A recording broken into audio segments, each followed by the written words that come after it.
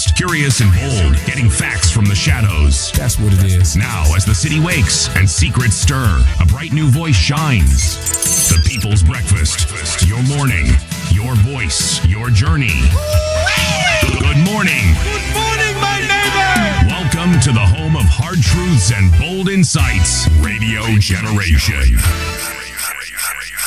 A very good morning indeed. This is Radio Generation. My name is Njagi Nicholas Oyoo and the time right now is 1 minute past 6 o'clock. How are you doing? Unatusikiza ukiwa wapi? You can let us know via our social media channels at Radio Gen KE. This is the People's Breakfast on Radio Generation. My name being Njagi Nicholas Oyoo. I'm also joined by a very good gentleman. He goes by the name of City Muga. Jamaa ambaye kuna maarifa mengi tena sana.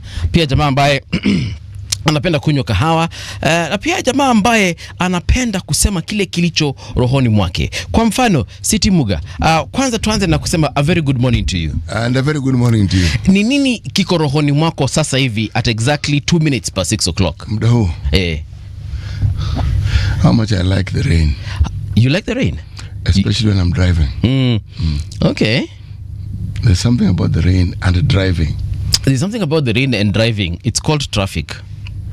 Yeah, but that is not what I'm envisioning. Yeah. I'm envisioning being on the road outside town. Okay. Oh. Uko ushago uko mahali hakuna traffic mingi. Yes. But also ushago pia si ushago zote ziko na barabara poa. No, barabara zetu ni mbovu. But still. Yeah. Doesn't stop me from liking the rain. Yeah. I never knew I liked sleeping while it's raining. Oh, it's one of the most wonderful things that you can actually but the world exactly, but the world kept on saying it like, oh, you know, when it rains. I don't think it's the entire world. I think it's Kenyans. Atiwa kukinyesha manze jo ka blanketi kana kapoa sana. And I started liking it because I had and saw other people liking it, and then I discovered, you know what, it's actually a good thing. The sound rather of rain outside, you know, ikichapa kama ni mabati ama ikichapa ni tiles or whatever it is you have on your roof. Kwanza on mabati. It's rhythmical. Yeah.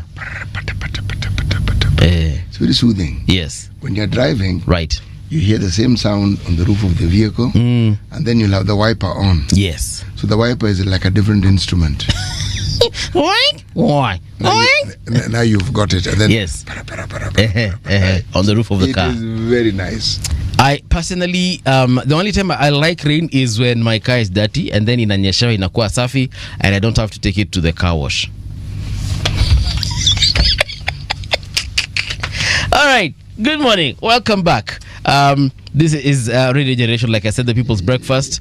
Today is the 29th day of October 2025. Right. We are celebrating, and this is according to the United Nations, According to the United Nations. Yes, tunakumbuka siku ya it's World Coding Day.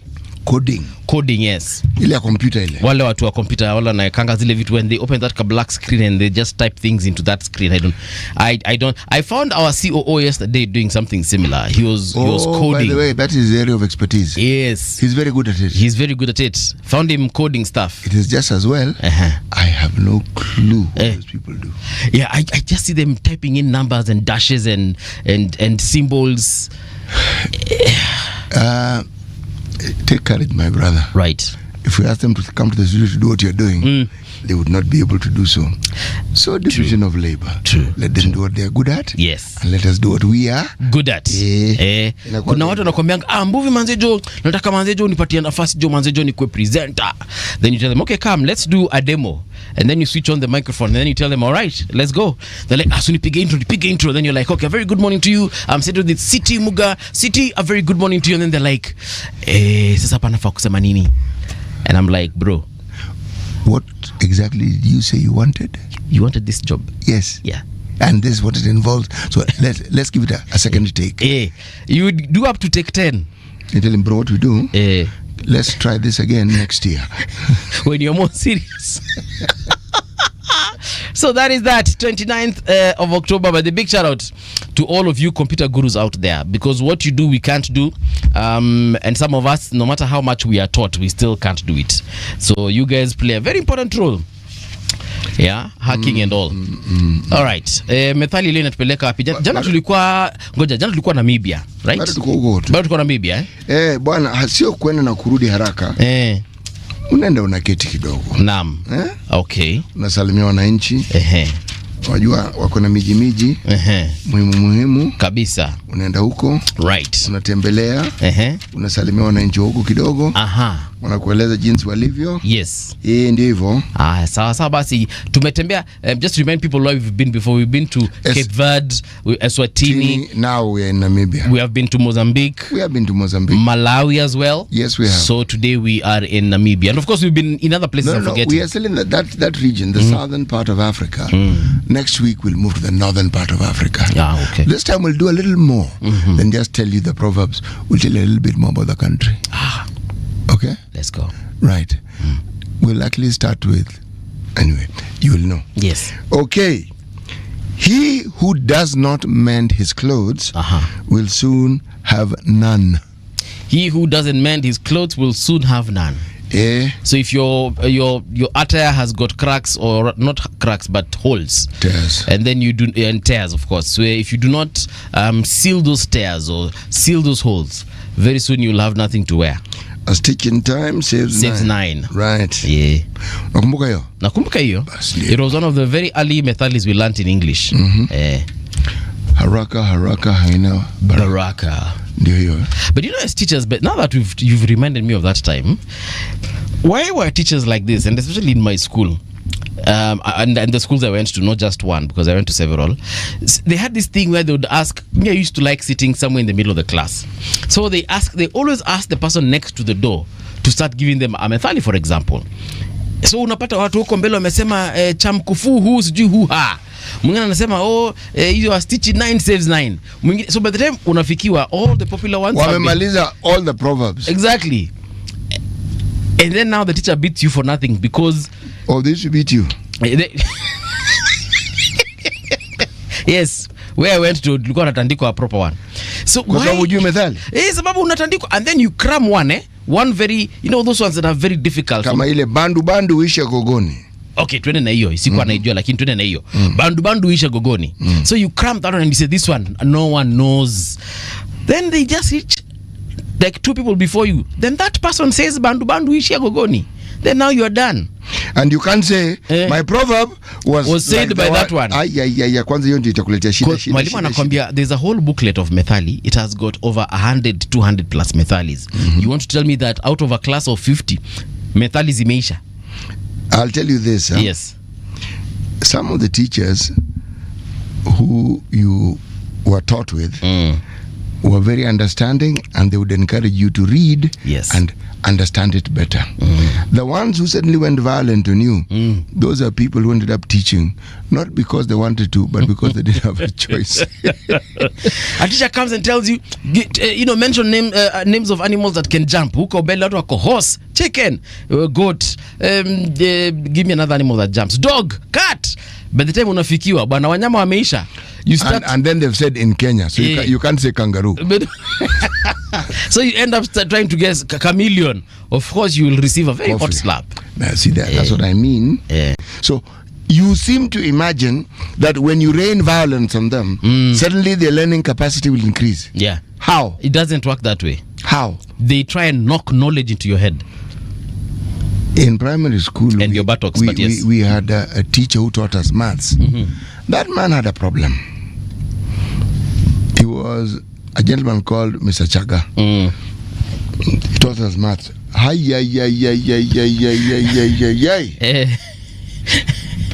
Times tables were memorized. What? And he taught us the things in 6 and 7. Yeah. My friend, 8 times table. You've done very well up to 5. 8 times 5. Yes, you know it's 40.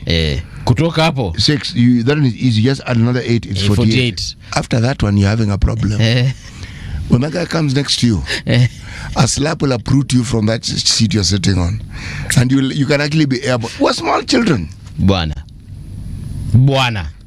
No, there's something wrong with that guy. Yeah, that's wrong. There was something wrong with that person. Yeah. I mean, I say this because I myself am a teacher. Yes. You know, we never say I was. Once a teacher, always a yes, teacher. I am, and I wanted to teach. Yeah. And I didn't, in the years I taught, Right. see the need of punishing someone who didn't understand something. Yes. No. Their not understanding was an opportunity for you to understand why they didn't understand it. Yes. Forget these mischievous children who just want to cause. Forget those ones. They're usually not many. Okay. Yeah. But even those ones, by the time someone is hampering and interfering in the learning of others, you need to find out there's a problem. Yes. Okay. Big shout out to our Tanzanian brothers and sisters. It's election day in Tanzania, and currently it's President Samia running against President Suluhu. You Kenyans are rude. You are rude. Rude. We have got to say what it is. Bro, in Tanzania, it is President Samia against President Suluhu, and we wish them all the best as far as election day is concerned. Nini zilifunguliwa mapema sana polling stations, according to some of the reports we're getting out of Tanzania. People, of course, are expected to panga laini, wafunge foleni pale, waende wakacast their ballot because it is their democratic right. Yeah, but at this point, even if the president gets one vote, it's a wrap. She's the president. You know something, huh? Yes. Why is it stated, or why do you frame these statements to imply that the president is doing something wrong? I have not said that she's doing something wrong. Have I said anyone is doing something wrong? No, you haven't said. You've implied. Yes. I'm actually also echoing our viewers. You are echoing what is in the headline of the Standard. Not even that. John Otieno, for instance, on our YouTube, has said, "Good morning, it's Suluhu versus Samia," right in the studio. So I don't know who amongst us is Suluhu and who is Samia. It is in, look at the headline in the Standards. That's what it says. All right. Let's look at the headlines. Let me check it. That's the Nation. The Daily Nation, and then we go to the Standard. Yes, Samia versus Suluhu. Opposition members have been edged out of Tanzania's vote. Of course, we'll check these headlines. What I find strange, maybe I say this as a neophyte, now it's something that maybe I foolishly do not understand. Right. You live in a country, you're old enough to have understood the changing winds and the tides of your politics. Why don't you prepare for it? Because it's a choir of complainers. They've done it. For heaven's sake, you live there. I mean, what are you complaining about? Huh? Oh, they've done this. Oh, they've done the other. Yeah. Oh, they've done this. Oh, they've done the other. But interestingly enough, CT, I have not heard, I'm not sure if they're there, it's just that I have not heard, as Paul Mungala movie, of a Tanzanian complaining. You wait and see, you will hear them. You'll hear them. Apart from what we saw yesterday, some random few 100 people running somewhere in northern Tanzania. And we are not sure whether they were just, probably going for a morning jog. Yeah. I have not seen anyone, apart from, of course, Tundu Lissu, who is currently facing charges in Tanzania, treason charges. Sijasikia mtu mwingine yoyote akikuja kusema ati sasa unacheki hapa hivi sijasikia yoyote. So are we complaining on their behalf? I don't know. Perhaps we are poking our nose where it shouldn't be. Because artists there are not complaining. I've not heard. Sijamsikia Diamond Platinum akisema chochote kuhusu Tanzania. Wajua? Sijamsikia Mbosso na nacheza wale wasanii napenda kutoka Tanzania, wale muziki yao napenda kusikiza. Sijamsikia Mbosso, sijamsikia Harmonize. Those are musicians. They are musicians. Yeah, no one. Multiple gemstones. Who are nani? Oh, that's Diamond Platinums, bro. No, Diamond's Platinums. Yeah, exactly. It's a plural, chief. Si moja. So multiple gemstones hasn't said nothing. Tunaye dada yetu anajulikana kama Zuchu. Zuchu, nothing. She's called Zuchu. Kuna mwanamuziki huko anaitwa Zuchu. Let me tell you, those fellows croon some delightful tunes. Yeah, they do. They do. We as in Kenya, yes, we also have some delightful, wonderful musicians. Yes, we do. I'm going to try and keep up to find out. There was a time I knew. There's one called Nameless. He's still there. Actually, he's been to Radio Generation. Okay, as I said, there's one called Nameless. All right. Okay. Then there was this group of guys who came along, 4 guys, who sometimes would take pictures without shirts. Sauti Sol. That one. Okay? They're still there. I was introduced to them. Yeah. This is the beauty of having children. Right. Play music and you ask who, then they tell you this. Okay? Then their names I keep hearing. Okay? They slip my mind. But I'm going to make a point of remembering a few more names. I've actually even met some physically. Face to face, yeah. Yes. Now I'll get to know them personally because it's good. The musicians I know, unfortunately by name, are rather ancient. Okay. I'll introduce you to some of them and some of their music. You will. Yes. Big shout out to Engineer Fighter Karaoke anasema good morning from Memphis, Tennessee. Engineer, a very good morning to you. Douglas Kibogong anasema morning City, Mbuvi and Edna. Mbuvi, ask City is it morally right to self-abduct like an MP somewhere in a coffee farm? One, you have to prove that they're self-abducted. Yeah. Okay, now they may be that one will carry with it very many charges in our law, because essentially there's falsehood, not implied, but actually action in all that activity. Okay, and then to what end? Put it this way, you will face very many charges. True. Yes. But there's a point I need to make about the opposition. Huh? Yes. This complaint, there is a party called the Democratic Alliance in South Africa. Okay. ANC was considered a juggernaut that could not be moved. Yeah. But the Democratic Alliance just kept inching pole, until the threshold that is required for you to have a majority that gives you what you want to do in parliament was breached in the last election. So the Democratic Alliance joined the government. Okay? Now, why am I telling you this story? I am saying that sometimes even a party that seems unassailable, give it time. If the opposition think through, they will be able to assail it. In this country, it was considered KANU could not be defeated. So Ford was formed. It fragmented, but still the opposition understood what they needed to do. It took 2002, after various movements and alliances, for them to find a formidable grouping that could now kick KANU out, and KANU has been dying since. Oh yeah, that is a conversation for another day, but you're right, I agree with you. Yes. All right. John Otieno anasema good morning, it's Suluhu versus Samia right in the studio. Yes indeed, John Otieno. Ricardo Mariera anasema good morning kings and queens, happy National Cat Day. Feline are also lovely friends. 110 eco-locked. Ricardo, cats. Yeah, cats. Cats are selfish creatures, think of themselves only. Dogs are the ones who are loyal and make good friends and support you and follow you wherever you like. And selfless. Yeah, cats. Oh, those creatures love themselves. John Mutua, good morning City and Movie. I'm tuned nikiwa job very early in the morning, feeling good. Beating I got back then makes me know that no mercy for me. Yeah, true John. Even ndivyo kunaendanga.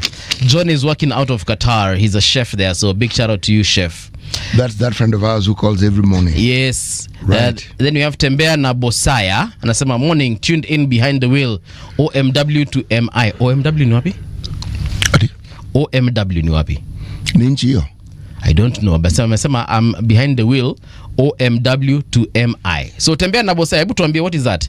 Then we have John Mutua again. Before I forget, in fact, I was surprised Sha worked to my wife. Then they pay 98,000. So tell Kenyan just pay.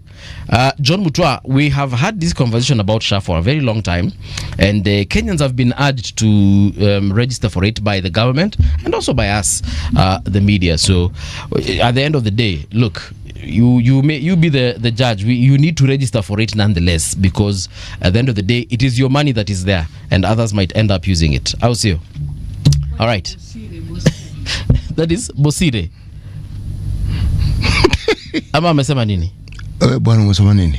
Aki imeandikwa Tembea na Bosaya. Bosire. Aki imeandikwa hivyo. Saya ni imeandikwa Tembea na Bosaya. B-O, spell it? B-O-S-A-Y-A. Hiyo ni Bosaya. Imeandikwa hivyo. Alafu kuna Sonet amesema hello Radio Generation, keep it interesting. Yes Sonet, we're definitely gonna keep it interesting. Let's check out what's happening on rgk.co.ke. That's our website. Suluhu faces the people, a historic but contested election. How is it contested? You see, it's preempting, meaning they've decided it's going to be rigged. And I'm asking the question, Yeah. you live in that country. Yes. The people who vote are Tanzanians. If it's going to be rigged, it'll be rigged by Tanzanians. Yeah. So what are you doing about it? If you have all this information, what are you doing about it? Let me just read this a bit about what Tanya has written about this whole situation. Tanzania goes to the polls today, that is Wednesday, in a high-stakes presidential election that could see the country elect its first female leader. More than 7 million registered voters are set to decide whether President Samia Suluhu Hassan, who assumed office in March of 2021 after the death of President John Pombe Magufuli, will secure a full term. The vote, while historic, unfolds amid debates over the fairness of the electoral process and the treatment of opposition candidates.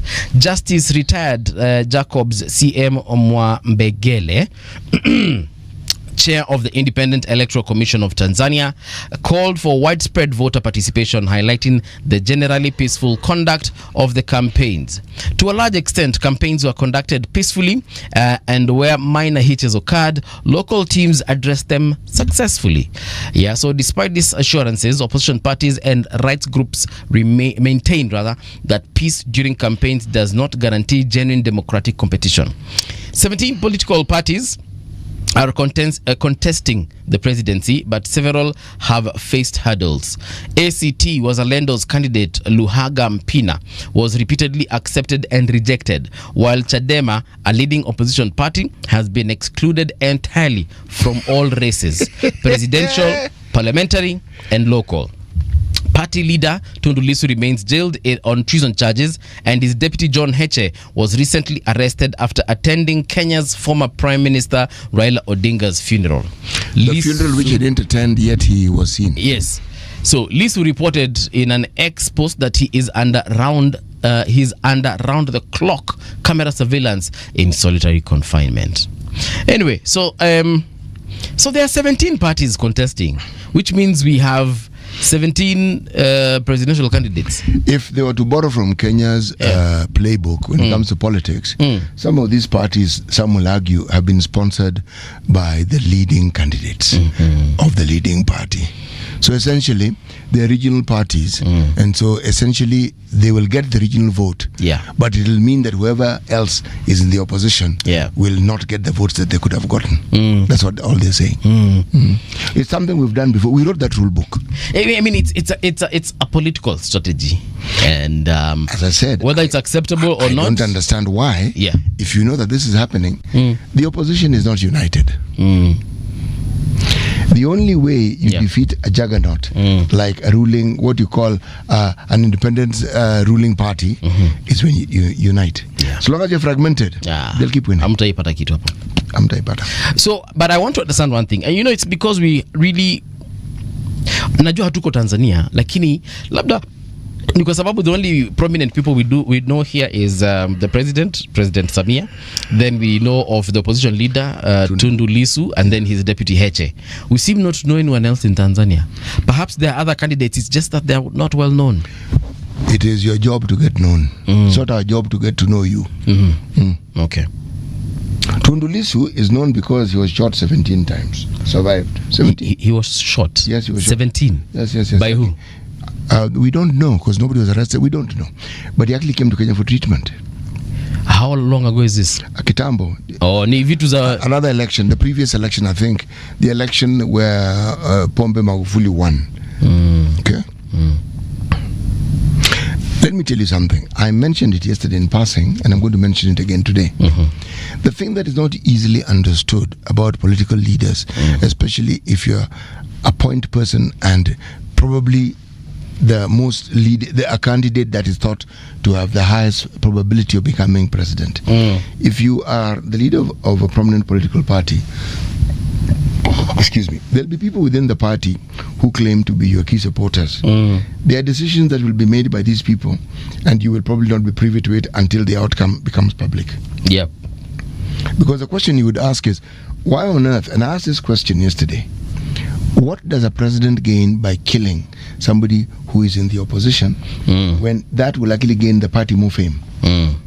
Essentially, why would you take action that would lessen your chances of winning? It doesn't increase it. You know, acha tumia kenye nimeona kwa movies because sina proof ambayo ina exist hapa. Bas moving tuanze na Godfather.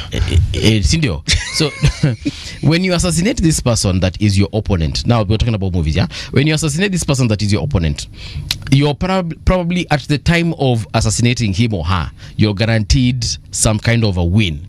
Then now hapa Kenya tunasemanga kesi baadaye, you deal with the situation going forward. You can create narratives until the next general election. So assuming your election cycle is 5 years, you can always find ways of, making people forget what happened, and then you gather new momentum. But sometimes also when someone is giving you headache, kuna watu wengine tu, kuna prominent figures that just give you headache, the likes of former Prime Minister Raila Odinga, CGH.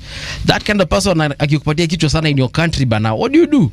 Is someone who you eliminate. Of course there will be an uprising, people will fight, chances are many will die, but you will have taken care of a problem that will never arise again. That is what you think. What you do not foresee, it may be the end of your political career as well. Then there's that as well. So there's another chance whereby if you did not weigh your options well or correctly, by getting rid of this opposition figure that is opposing you, you end up now making the people even hate you even more. And that is why opposition leaders actually in every country are well protected, because if something happens to that person, then that means the incumbent government kubwa tena sana. And if that person was the caliber of, let's say, someone like former Prime Minister Raila Odinga, my friend, wewe jua sasa if it is actually in your best interest to ensure that guy stays alive, is very safe. Yes. Kwanza ukisikia kona homa unaanza kusweat. Unasema that guy needs to survive no matter what. You send the best doctors, ensure that he gets the best treatment, because if something happens for some even if it wasn't your fault, people will look at you. That is absolutely true, and that's why the question I asked, I will ask again. You have to ask, when people perpetrate certain ills and the consequences work against them. Yeah. So you ask, why would somebody, and my answer to that is, they are within any stronghold of a political party or a leader of a political party, individuals who will act supposedly on your behalf, but without your knowledge. Yes, and without your express consent. Yes, that they do. That they do. It has been said of many people. Yeah. It was said of JM Karaoke. It was said of Ouko. Okay? The evidence to support what I'm saying is scanty, but it was said. Because the question was, why would President Moi kill Ouko when he just needed to sack him? Yeah. He did not. And if he sacked him, that was the end of the story. He'd just become an ordinary member of parliament. So why would he go out of his way? Why would he even order? Why would he think of? See? Yeah. Again, if I refer to my sources, the movies. If you refer to what is documented in moving pictures called movies, yes. Exactly. Those people, sometimes you'll see characters that act on behalf of their leader, and then they go back to the leader and tell them, you know what, I took care of CT. And the leader looks at them and they're like, are you an idiot? Who told you? Yeah, but CT was disturbing you. Fine, but who sent you to do anything to him? I was dealing with the situation. Yeah, so, I mean, again, conspiracy theories will never cease to exist in this world. But getting back to Samia Suluhu and Tanzania, what is happening there is actually it should be studied. It should be studied because it's common. It's not. If you're looking at the continent of Africa, it is not new fodder. Do you think right now in Kenya you will jail, arrest or whatever, like in the situation in Tanzania, someone in the caliber of Raila or Kalonzo and have it easy? Why don't you just, in fact, in this country, choose any political leader right now in the opposition? Just choose any. Any. Honorable Martha Karua. Where? Jaribu kumfunga. Where? Even people who you think did not support her will come and tell you where. Let that person go. Yeah. But you see, our history, we have a clear, charted path of maturation in our politics. Okay? We've matured, and it is understood that the fact that people talk against you doesn't mean they don't like you personally. It's politics. And it also doesn't mean that the two of you cannot find a way to work together at some point. True. And Kenyans always find a way of working together. Kenyan political leaders. Yes, we do. All right. We're going to get into the traffic updates. But before we do that, check out more stories. We have, for example, parents told to bear the cost of damaged school property after student riots. So just know, if your children riot, you will pay, because children don't have an income for sure. African leaders accuse Tanzania of political persecution ahead of polls. You can also check which that African out. leaders are those? Let me check if there are any mentioned individuals here. A wave of criticism has erupted across Africa after more than 40 prominent leaders, activists, and democracy defenders condemned the Tanzania government for detaining opposition leaders Tundu Lissu and John Heche. Hata Heche amefungwa. Have they told us where these people, which part of Africa they come from, without necessarily mentioning names? All right, so we call for their immediate and unconditional release, said PAD, whose signatories include Nairobi Senator Edwin Sifuna, Uganda's Robert Chagulanyi, this is Bobby Wine, former Botswana President Ian Khama, Zimbabwe's David Coltart, Angola's Adalberto Costa Jr., and Nigeria's Peter Obi, among others. So that is just, 3, or is it 7 of 40 leaders who have called out the president of Tanzania. Right. And you think it will move the needle? No. Mama lazima atafanya kura. Tanzania lazima watenda kupiga kura. Yes. Hapa kelele mtapiga, lakini kura kule zitapigwa. Na msipopiga kura, bado tutapata mshindi ambaye atakuwa ndiye rais wa Tanzania. Na kulingana kuangalia vile upepo waenda na mawimbi vile yanasema, tushamjua mshindi wa kura hizo za Tanzania. Na tunajua mshindi atakuwa nani. So check out, Murkomen says that 602 illegal guns surrendered as security improves in the North Rift. And last but not least, hope for cancer patients as SHA plans to raise treatment limits to 1 million. This is good news. Yeah, that's good news. I'll probably read it kidogo tuone wanasema nini. Cancer patients in Kenya are set to benefit from an enhanced treatment package after the Social Health Authority announced plans to progressively raise the cancer care limit from the current 550,000 to 1 million over the next 3 years. Sasa over the next 3 years. Yes. Bwana simu yake tu ianze saizi. Kwa nshanza kuwapigia makofi bana. I was going to give you your flowers bana, but now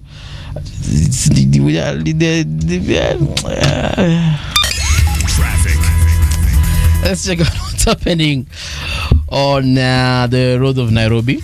Looking good, actually. I'm looking at an aerial map of Nairobi, and I can tell you for a fact, kila kitu iko shwari, apart from the usual places, roundabouts, pale Pangani, watu ambao wanatumia Thika Super Highway, hapa ndio kuna shida kidogo, lakini kila kitu kingine kinakaa sawa sawa. Kuna Kibra huko, barabara za mle ndani naona hamna shida yoyote. Lindi Mosque, roads leading in and out of that particular area looking good. Then we have Langata Road as well, looking fantastic. Ngong Forest Road as well on the southern bypass, looking absolutely good. Eastern bypass as well, no complaints whatsoever. We also have a situation on Mombasa Road looking good all the way from Kitengela, driving past Capital Center to Bunyala Road to Haile Selassie. Alafu kuna watu wa mahali kuna trafiki kidogo ni pale Airport North Road. Hapo mmeshikamana kwa kweli, hamsongi hata kidogo, lakini delay ni ya dakika kama 3 hivi. After that things look good for you. I'm looking at the map of Mombasa as well. This is Mombasa County. No complaints as far as your roads are concerned. I'm looking at Changamwe, mko sawa, Bangladesh, Magongo, kule sehemu za Philcon Builders, Miritini, hamna shida yoyote. Dongo Kundu bypass pale ujamaa iko sawa sawa kabisa. Naangalia pia Kongowea Market, hamna shida yoyote. Bombolulu, Hala Park, Jomo Kenyatta Public Beach, barabara ambazo zinatoka huko ziko sawa sawa. For Jesus kule hamna shida yoyote. Alafu wapi hapa Likoni, Mtongwe, Marikiti mtaani, kila kitu kiko sawa sawa. Ukiwa na lolote la kuniambia nipate katika mtandao, longa nasi at Radio Gen KE across all socials. Traffic on Radio Gen. Let us start with the Standard newspaper. Again, we are still on Madam Samia, the president of Tanzania. Opposition members have been edged out of Tanzania's vote, turning it into a one-horse race. Is it really a one-horse race? See, I thought there were like 17 others. Anyway, the democratic ideals Mwalimu Julius Nyerere once championed now seem buried under a tightening grip of autocratic control. As Tanzanians head to the polls today, the air across Arusha, Dar es Salaam and Moshi is thick with an easy calm. A nation voting under the shadow of fear, silence and inevitability. Hey. There's a picture there of President Samia. I have seen ladies weighing in on social media. This is Kenyan ladies, Kenyan women weighing in on this situation. They're saying that this lady is making women leaders look bad. So some of them are saying the fact that there was this notion that it's only male dictators, for example, or male leaders, presidents, prime ministers or whatever, that will dictate their countries. They will be what would consider I'm looking for the right word here, but the point is this is expected from male leaders, apparently, from the women that I have checked out on social media who are commenting on the situation in Tanzania. So they're saying that they would expect a female leader caliber of President Samia to actually just let the country have free and fair elections, so that people can say, you know what, actually female presidents are better than male presidents. And what is it that they're saying that equals her presenting a situation that does not allow free and fair elections? Come again? What has she done that would make them feel that she is hampering, arresting opposition leaders? We're assuming there was nothing that warranted arrest. Well, all I am saying is perhaps she could have handled, or the country would have handled this situation better. You know why I'm taking this particular perspective? The easy path is to criticize. The more difficult path is to actually understand that what we're discussing here is politics. We're not talking about a church gathering or a church picnic or a church fundraising affair. And we are discussing politics. It can't be mended now when you are thinking of possible outcomes and you're seeing actions that you do not approve of. The problems that lead to what we're now seeing have been in existence for some time. Okay? They are being made manifest now. Yep. If you want to deal with these things, you get to the root. Okay. This is politics, and we are discussing Tanzanian politics. The people who are commenting, what do they understand about Tanzanian politics? Let me drop this. Let me be a common mwananchi for once. Siti watu si wajenga bwana. Watu wanajua kinye kinafanyika Tanzania. Kama venye watu wanajua kinye kinafanyika Uganda. So bwana, watu si wajenga bwana. But anyway, sasa nimerudisha kofia ya journalist. I mean, we need proper evidence as not to what evidence. Exactly. Not only evidence. The discussion about these things can't be that this person is giving us a bad name. If you wish to have that discussion, by all means, you have the freedom to do so. But if you're seeking to provide a solution, then you need to think beyond just saying, oh, this person is bad. Yeah. What is it about Tanzania politics that leads to what you're seeing and what you're saying is bad? That's what you need to answer. But also I have a question for Tanzania opposition leaders and just political leaders, not just opposition. Unataka kuniambia isipokuwa Tundu Lissu and Bwana John Heche, there's absolutely no one else who can be a formidable opposition leader. And I'm saying this because in Kenya we are privileged to actually have those kinds of people here. So for example, we had Raila, who was opposition leader number 1. Huyo tunakubali alikuanga number 1. Lakini chini yake after that, and the fact kuna wengi, you know, and now that he has rested, look, we have so many others who are willing to fill those shoes, even within his own party, who are risking it all, for lack of a better word, to show that indeed the opposition is still strong. We have the likes of Kalonzo Musyoka, we have Martha Karua, we have Eugene Wamalwa, whom we hosted here the other day. We have Sifuna, we have James Orengo, we have Caleb Amisi. Like, we have individuals who, if today given the chance, we can Kenyans can actually consider them for leadership. If we were to actually look at this thing democratically, you would go probably county by county and look at those who stand out and those who are known within those counties. There are even people who can revive their political careers and they would still have a significant voice in this country.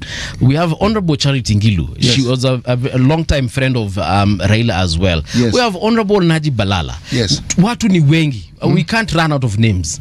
So in Tanzania, what I'm asking is, don't we have such individuals? We do. Such that if they arrest Tundu Lissu, they arrest John Heche, another leader in that particular area can actually say, you know what, I have taken over the mantle of the opposition, and actually even Tundu Lissu would say, you know what guys, as I'm dealing with my issues, Ebu supporting you Jama, and he would transfer, or rather he can transfer his support base to these individuals. I am actually disappointed in the political leadership of Tanzania. They need to do better. Ningekuwa Mtanzania huko ningekuwa nimezusha yangu yote. Mungejua ya kwamba hata mimi niko na kura yangu na kura yangu hujalisha. So that is what is on the front page of the Standard. Then we also have ex-governors owe millions in mortgages and loans. One county chief with tenure of just 5 years borrowed 50 million. You remember we were talking about this amount last week? We said that members of parliament with the kinds of salaries they earn each year, they can actually borrow 50 million. So here we have it, guys. Been mentioned here on the front page of the Star. You can check it out. Experts probe Kwale plane crash as Kenya mourns. Once again, yesterday, a plane lost control and landed, or rather crashed in Diani, South Coast. That is, Mombasa Air Safari Plane 5YCC. Quite a sad situation there. It's absolutely tragic. One, I would like to understand what actually happened to that plane. Yeah, this one, they will need to, first of all, do proper investigations. But this year in Kenya, we have 2 crashes. This one and the helicopter, the Amref helicopter that crashed a couple of weeks ago. What? Yes. But some of them, you will find that you may ask, but you will not be told. Like that helicopter, you will wait for that response. Ile Amref, you will wait. Then before that one, we had the one that carried former KDF chief. You will wait. Yeah. There's something called a scatter pattern. When an aircraft comes down, the scatter pattern, meaning when you look at the site where the plane crashed. Yeah. You look at how it's been scattered on the ground. It'll tell you. It'll tell you. It'll tell you whether there was an explosive device. Okay. It'll tell you whether it landed and then came apart. Yes, and then you now look at other details. What made it fail? Well, what brought this about? Yeah, you can tell actually if it just literally dropped from the sky. Yes. And remember, the thing is, a helicopter and a plane difference. If the flying system of a plane fails, the likelihood is that it will nosedive. A helicopter rotates and then it suspends movement in midair and then it comes down. Yes. Okay? Yeah. Like it lands on its belly. So it looks like if it isn't too high enough, the likelihood of survival becomes higher. Yes. Yeah, true. But with a plane, on the front of the Daily Nation, Samia eyes history as Tanzania votes. That story is on page 4 and 5. Trip to Masai Mara luxury camp ends in tragedy for tourist and pilot. That story is on page 12 again on the issue of the plane crash. I actually happen to know the person who owns that company. I do. It's called John Cleave. I happen to know him. Perhaps if you talk to him, he can give you some information. Well, he wrote a letter explaining what it is that they're going to do. This is a man who's been in this business for decades. Yeah. Decades, literally. So the investigations will help us understand, because this year we have had an unusual number of plane crashes. Yes. Crashes that relate to these crafts that fly up there. And it's good to know. Whether beginning with the helicopter that crashed with the KDF. Yes, Chief. exactly. Remember, there was the crash that killed Saitoti and Roy Jode. Oh yeah, that one made headlines. It made headlines. It killed the minister and the deputy. Mpaka rafiki yetu Jitopevu did an entire, do I call it an expose? He did an entire piece on it, yeah. You know that one, the story around it, which most people refuse to believe, was that plane was not well serviced. That rather the helicopter. Yeah. There are things which, if you look and talk to people in that line of work, they will give you information, some of which you can't actually discuss in public, but you'll have a fairly clear idea of what is that happened. Okay? Yeah. Yeah. Okay. EACC recovers 2.8 billion Karura land allocated to JJ Kamodo. Page 2. MPs question Ruto's 1.5 trillion infrastructure fund plan. Page 6. And last but not, actually two more stories. The wreaths problem at Raila Odinga grave. More than a week after his burial on October 19th, visitors are still laying wreaths on Raila's grave, forming a tiny hill of beautiful flowers that cost thousands of shillings and forcing workers to clear them every 2 days. Freed Catholic nun now turns state witness in colleague's murder case. Catholic nun Caroline Kanjiru, who has been in police custody following the killing of her colleague Anselimina Karimi, will now be a state witness. That story is on page 3. Could I have the stop, please? Yes, for sure. Thank you, sir. Karibu sana. As you open that one, I just need to read a couple of comments here. Please go ahead. Tembea na Bosaya anasema on my way means OMW, or rather OMW means on my way. So he was on his way to Michigan. Thank you so much for that. Pia Ian Jane ananiambia movie OMW means on my way. Sawa. So Neta anasema city Cameroon is stuck in nether world of Godfather mentality. Let me tell you, it isn't just Godfather mentality. If you want to understand history of Cameroon, you need to understand that it is a nation of geriatrics.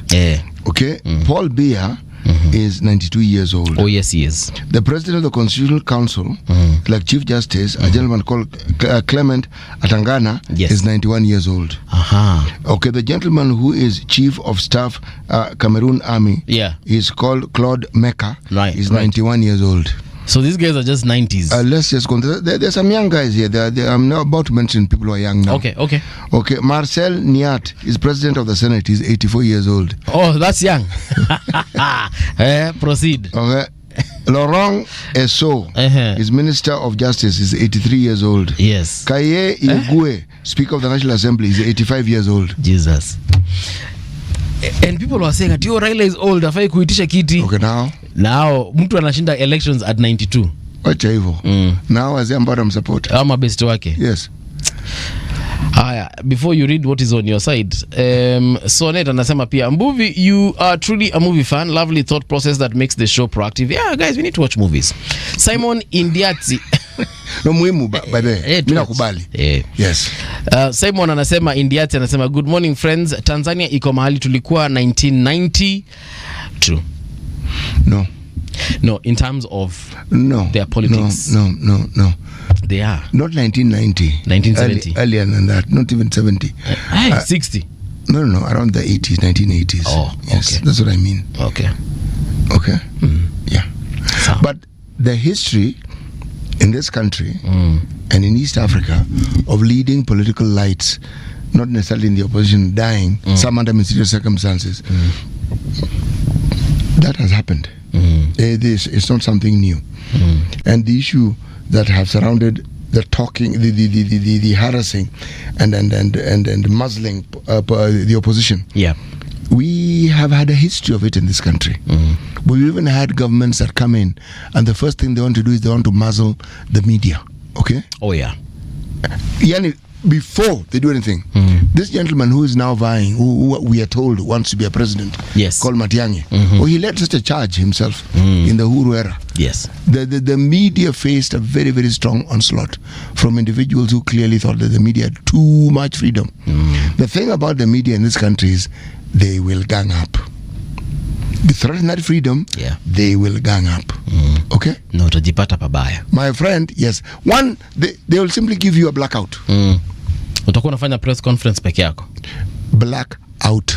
Or you'll see them there. Yeah. Nothing will appear. Yes. Nothing will be published in the papers. Nothing will be on radio. Nothing will be on TV. Nothing. And you will know that they are speaking to you now. And you will be hearing your opponents. Ndio watakuwa wanaonekana kuliko. Anyway, at the end of the day, look, the media plays a very important role. All right. So, what are you seeing on your Gazette? How ODM bigwigs compromised to steady Raila's 20-year-old party. ODM bigwigs on Monday were forced to abandon hardline positions to save the party from disintegration following Raila Odinga's death. The 20-year-old party almost imploded as factions within the leadership pulled in opposite directions. At the center was whether the party should back President Ruto's 2027 election bid or limit its cooperation to the length of the broad-based government.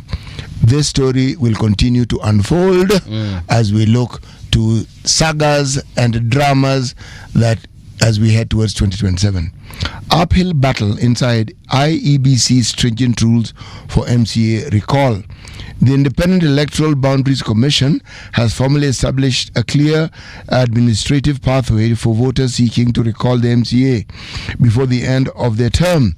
The detailed procedures outlined in a comprehensive guide seen by the Star empowers the registered voters in a ward to initiate a recall process, a matter that gained traction at the height of the 2024 Gen Z uprising. This is good because this is now what you call holding people to account and knowing if you joke, we will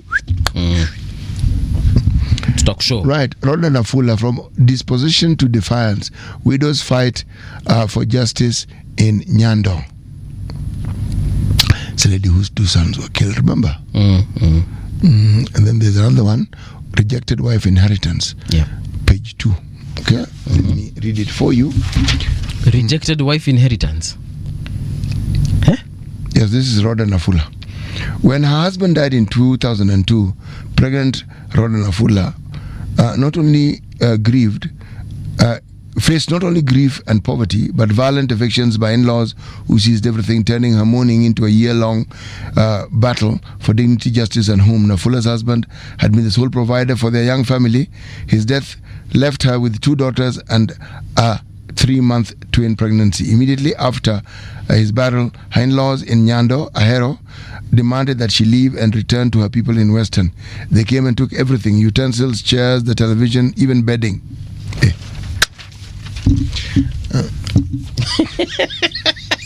I'm sorry. It's your reaction that has got me off guard. Yeah, I am reacting this way because I come from Nyando. Right. That's ancestral. So these are my kith and kin behaving backwards. You know, this isn't backwardness. It isn't even malice. These are criminals.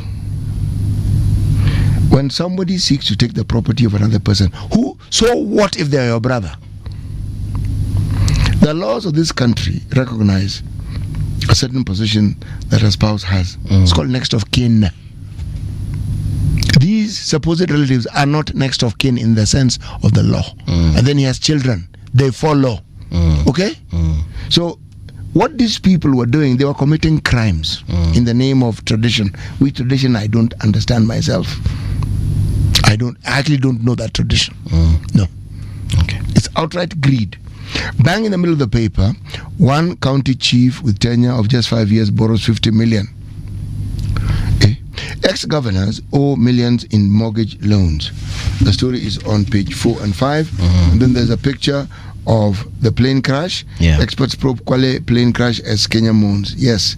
Bad weather. The wreckage of Mombasa air safari plane that crashed in Diani, South Coast yesterday.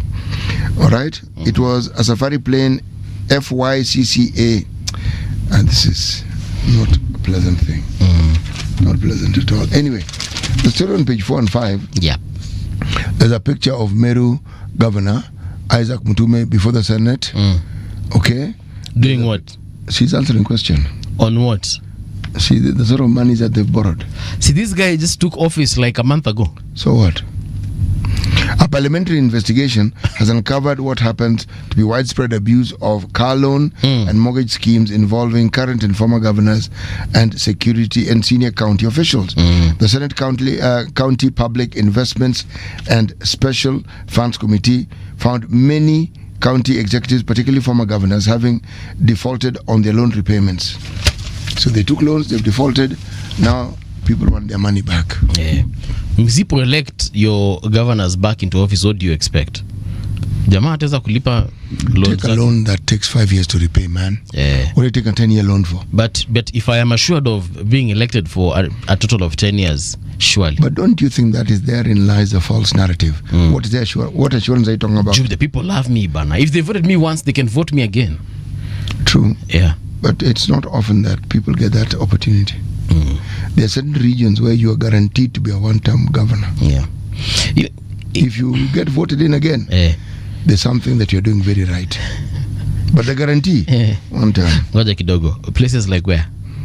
In the mountain region here, governors, one term. Turnover inakwanga high sana. Even MPs, it's like, guy, it's an opportunity. See you 5 years, a long time. See you. Out. Let somebody else. How has Kiharu MP survived? This is his second time, I believe. Because he's a listening governor. No, Kiharu MP. He's a listening MP. Oh, sorry. I heard Muranga. No. Then my mind went to governor immediately. But Kiharu is in Muranga, right? It is in Muranga. Yeah. Formerly Mbiri. That place has had heavyweights. That's where Kiano came from. That's where Matibe came from. So it's a constituency that's had some very serious Kenyans. Right. He's a listening. He is a listening MP. He is beloved.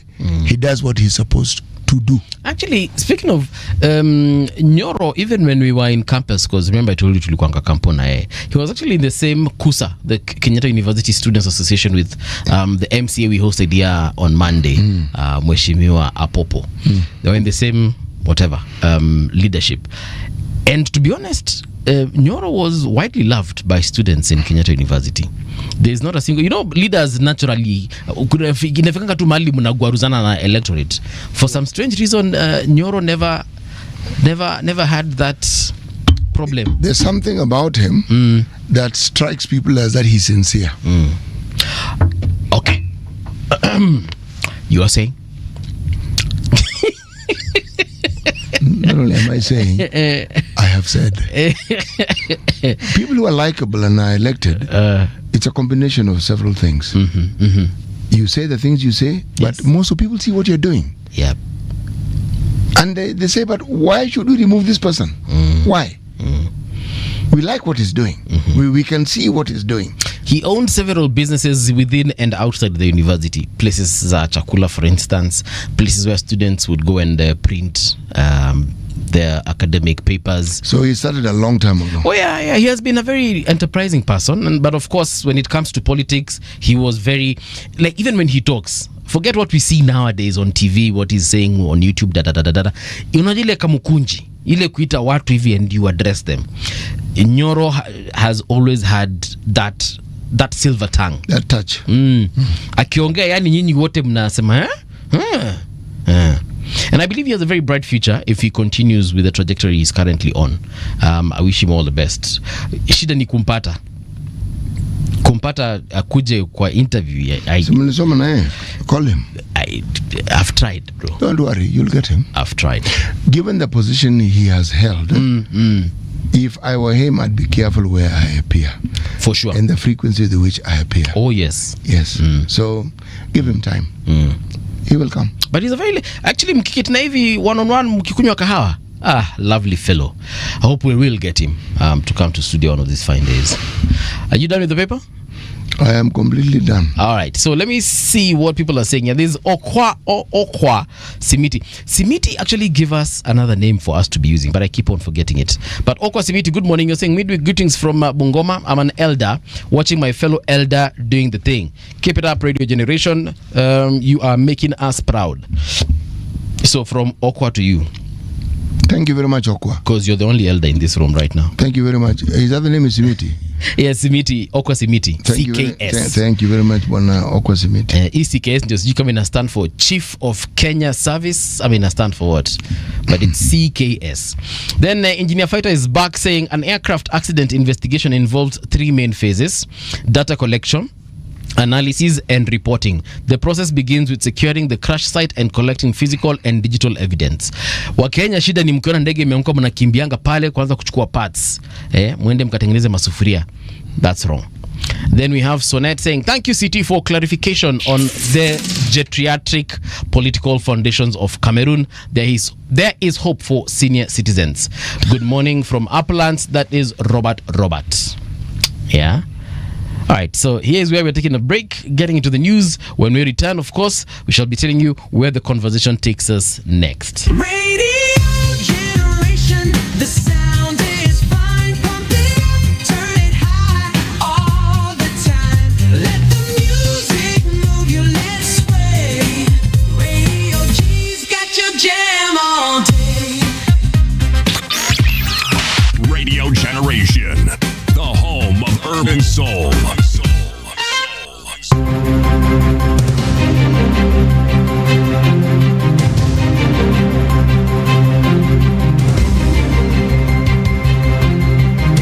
This is the Radio Generation News. Good morning, I'm Winnie Maganga. The government has recovered over 600 illegal firearms in Kerio Valley as part of efforts to enhance security in the region. During his tour of Marigat and Kabarnet in Baringo County on Tuesday, President William Ruto urged individuals in possession of illicit weapons to surrender them voluntarily to security agencies or risk facing the full force of the law. Na niliwaambia nikisimama hapa Kabarnet ya kwamba mambo ya majangili na bandits tutapambana na wao. And I want to promise you, hawa watu wa kuiba ng'ombe hapa na bunduki kidogo kidogo, hawa watu nitawasort out completely. Tayari wamerudisha bunduki 600 na bado kuna wengine wako na bunduki na nimewapatia ilani, yani ile notice warudishe bunduki mapema. On his part, Interior CS Kipchumba Murkomen added that more disarmament efforts will be conducted in the region. Kazi imefanyika, Your Excellency, kwa miezi 4, 5, 6 ambayo imepita ni kubwa sana, kiasi kwamba kwa Kerio Valley region yote hapa tumetoa bunduki 602 kwa mikono ya wananchi. Saa hizi imeshatokelezea. Kwa Baringo alone tumechukua bunduki 170, lakini bado, Your Excellency, hiyo ni bunduki kidogo. Tanzania goes to the elections today as security has been tightened in several cities, including the commercial capital Dar es Salaam. President Samia Suluhu, seeking re-election on the CCM ticket, has faced criticism over allegations of political repression. Local journalist Stephen Mumbi, who spoke to Radio Generation, reports a heavy police presence following threats by opposition leaders to stage protest during election period. Here's Stephen with more details. Ikiwa ni siku moja kuelekea uchaguzi mkuu nchini Tanzania, hali ya usalama imeimarishwa katika maeneo mengi. Kwa kipita katikati mwa jiji, unaona gari za polisi ambazo zinalinda usalama pamoja na askari wenyewe wamekuwa ni wengi. Haya magari ambayo hutumika kutuliza ghasia ama vurugu, kama ambavyo unafahamu, kumekuwa na tishio la maandamano kutokana na kwamba wafuasi wa upinzani wamekuwa wakikosoa baadhi ya mambo na wakiona kwamba hawako tayari kwa uchaguzi. Education Cabinet Secretary Julius Ogamba has rolled out government funding for schools damaged during student unrest. He said parents and school management boards will bear full responsibility for repairing the destroyed facilities. Speaking during a visit to Litane Boys High School in Kericho County on Tuesday, Ogamba noted that the Ministry of Education will not allocate public funds to rebuild infrastructure ruined by students, warning that parents could cover the cost to deter future strikes. Residents of Nanderema village in Navaholo, Kakamega County, have lynched a man accused of murdering a 5-year-old girl whose body was later found in a pit latrine. The suspect, 45-year-old Yusuf Busolo, is said to have lured little Immaculate Nafula with sugarcane before she disappeared. After hours of searching, the child's body was discovered in a pit latrine within the suspect's compound. Akachukua mti na akachukua na baba ya mtoto. Akaanza kukonga hivi kwa choo. Akasema hapa sikuna kitu. Kweli wakachukua jembe. wakasongesha huku makoko, ilikuwa tu makoko, yani choo lakini waliwekea makoko hivi. Kashima kakotua hapo kadogo tu hivi. Wakaanza kutoa hivi na nikaona ndani mtoto wangu. US forces have killed 14 people in strike on 4 alleged drug boats in the Pacific, Defense Secretary Pete Hegseth said. Mexico's Navy says it is still searching for a lone survivor approximately 400 miles from the Pacific coastal city of Acapulco. It is the latest in a series of attacks on boats the US says have been carrying drugs in both the Pacific and the Caribbean. And that's the truth on Radio Generation. Good morning. I'm Winnie Maganga. The views and opinions expressed on this program are those of the guests and do not necessarily reflect the views of Radio Generation. Radio Generation assumes no responsibility or liability for the interviewee's views. This is Radio Generation. In the beginning, there was morning radio. But now there is Radio Generation's The People's Breakfast, curious and bold, getting facts from the shadows. That's what it is. Now, as the city wakes and secrets stir, a bright new voice shines. The People's Breakfast, your morning, your voice, your journey. Good morning. Good morning, my neighbor. Welcome to the home of hard truths and bold insights, Radio Generation. Welcome back. This is Radio Generation. My name is Mungana Mbuvi. This is a People's Breakfast. It is 6 minutes past 7 o'clock. And you're tuning to Radio Generation on 88.8 FM Nairobi, 90.7 in Mombasa. City was just telling me something about prominent figures, whether historically or in the recent past. We're just talking about, kuna jina moja nimekuja kujua saizi atalikuanga Mjaluo. Agwings Kodek.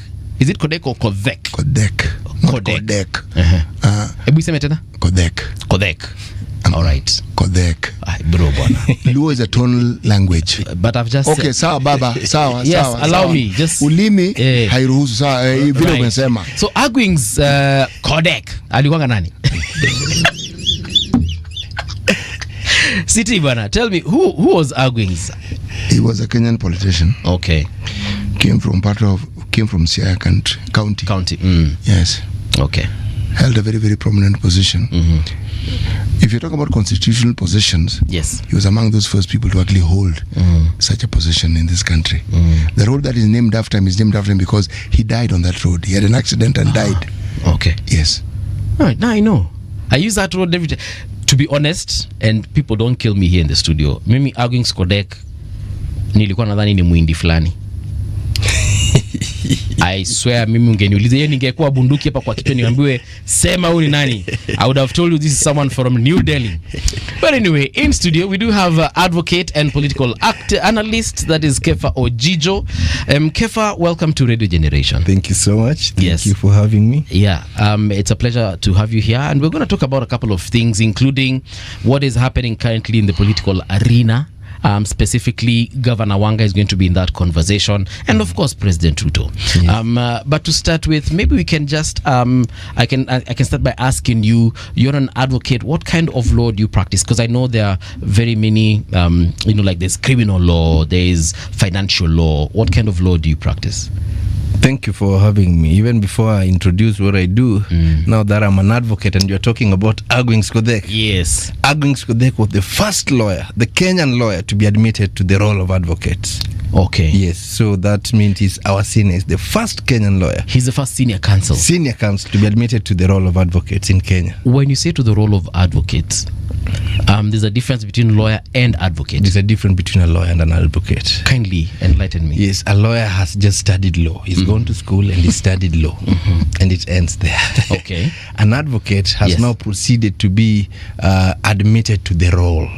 Okay. He has now taken the oath. He's gone to the Kenya School of Law and taken that oath now as an advocate. And now he's vested in him some powers now to represent clients, both in courts and tribunals. So when I say that I have a lawyer, I'm actually wrong, because I should be saying I have an advocate. Yes. Because my advocates, now that I know the advocates, actually represent me in a court of law. Yes, so advocates are lawyers, but lawyers are not advocates. Okay. I don't know if that makes sense. It makes sense. It makes sense. It actually makes a lot of sense. Yes. Yes. So it I means didn't know that. After being a lawyer, there's a step ahead for you to become an advocate. I actually thought an advocate is probably a name that is used maybe in Britain. No. In Britain, they use differently. Now they use barristers. Barrister. So we have barristers and solicitors. So they say where we have lawyers and advocates here. So in Britain, they have barristers who are equivalent to advocates and solicitors who are equivalent to lawyers here. Yes. Every day I learn something new. Asante. Thank you for that. So what kind of law do you practice? Yes, I am a constitutional lawyer. Yes. I am also a civil and labor law practitioner. So that is where I thrive and enjoy. I also do a little bit of some criminal. When I have my clients arrested, I have to go and see how they survive. Right. Yeah. So, but my specialty is majorly on the constitutional, labor laws. Yes. And civil litigation. Nice. Yes. Good to know that.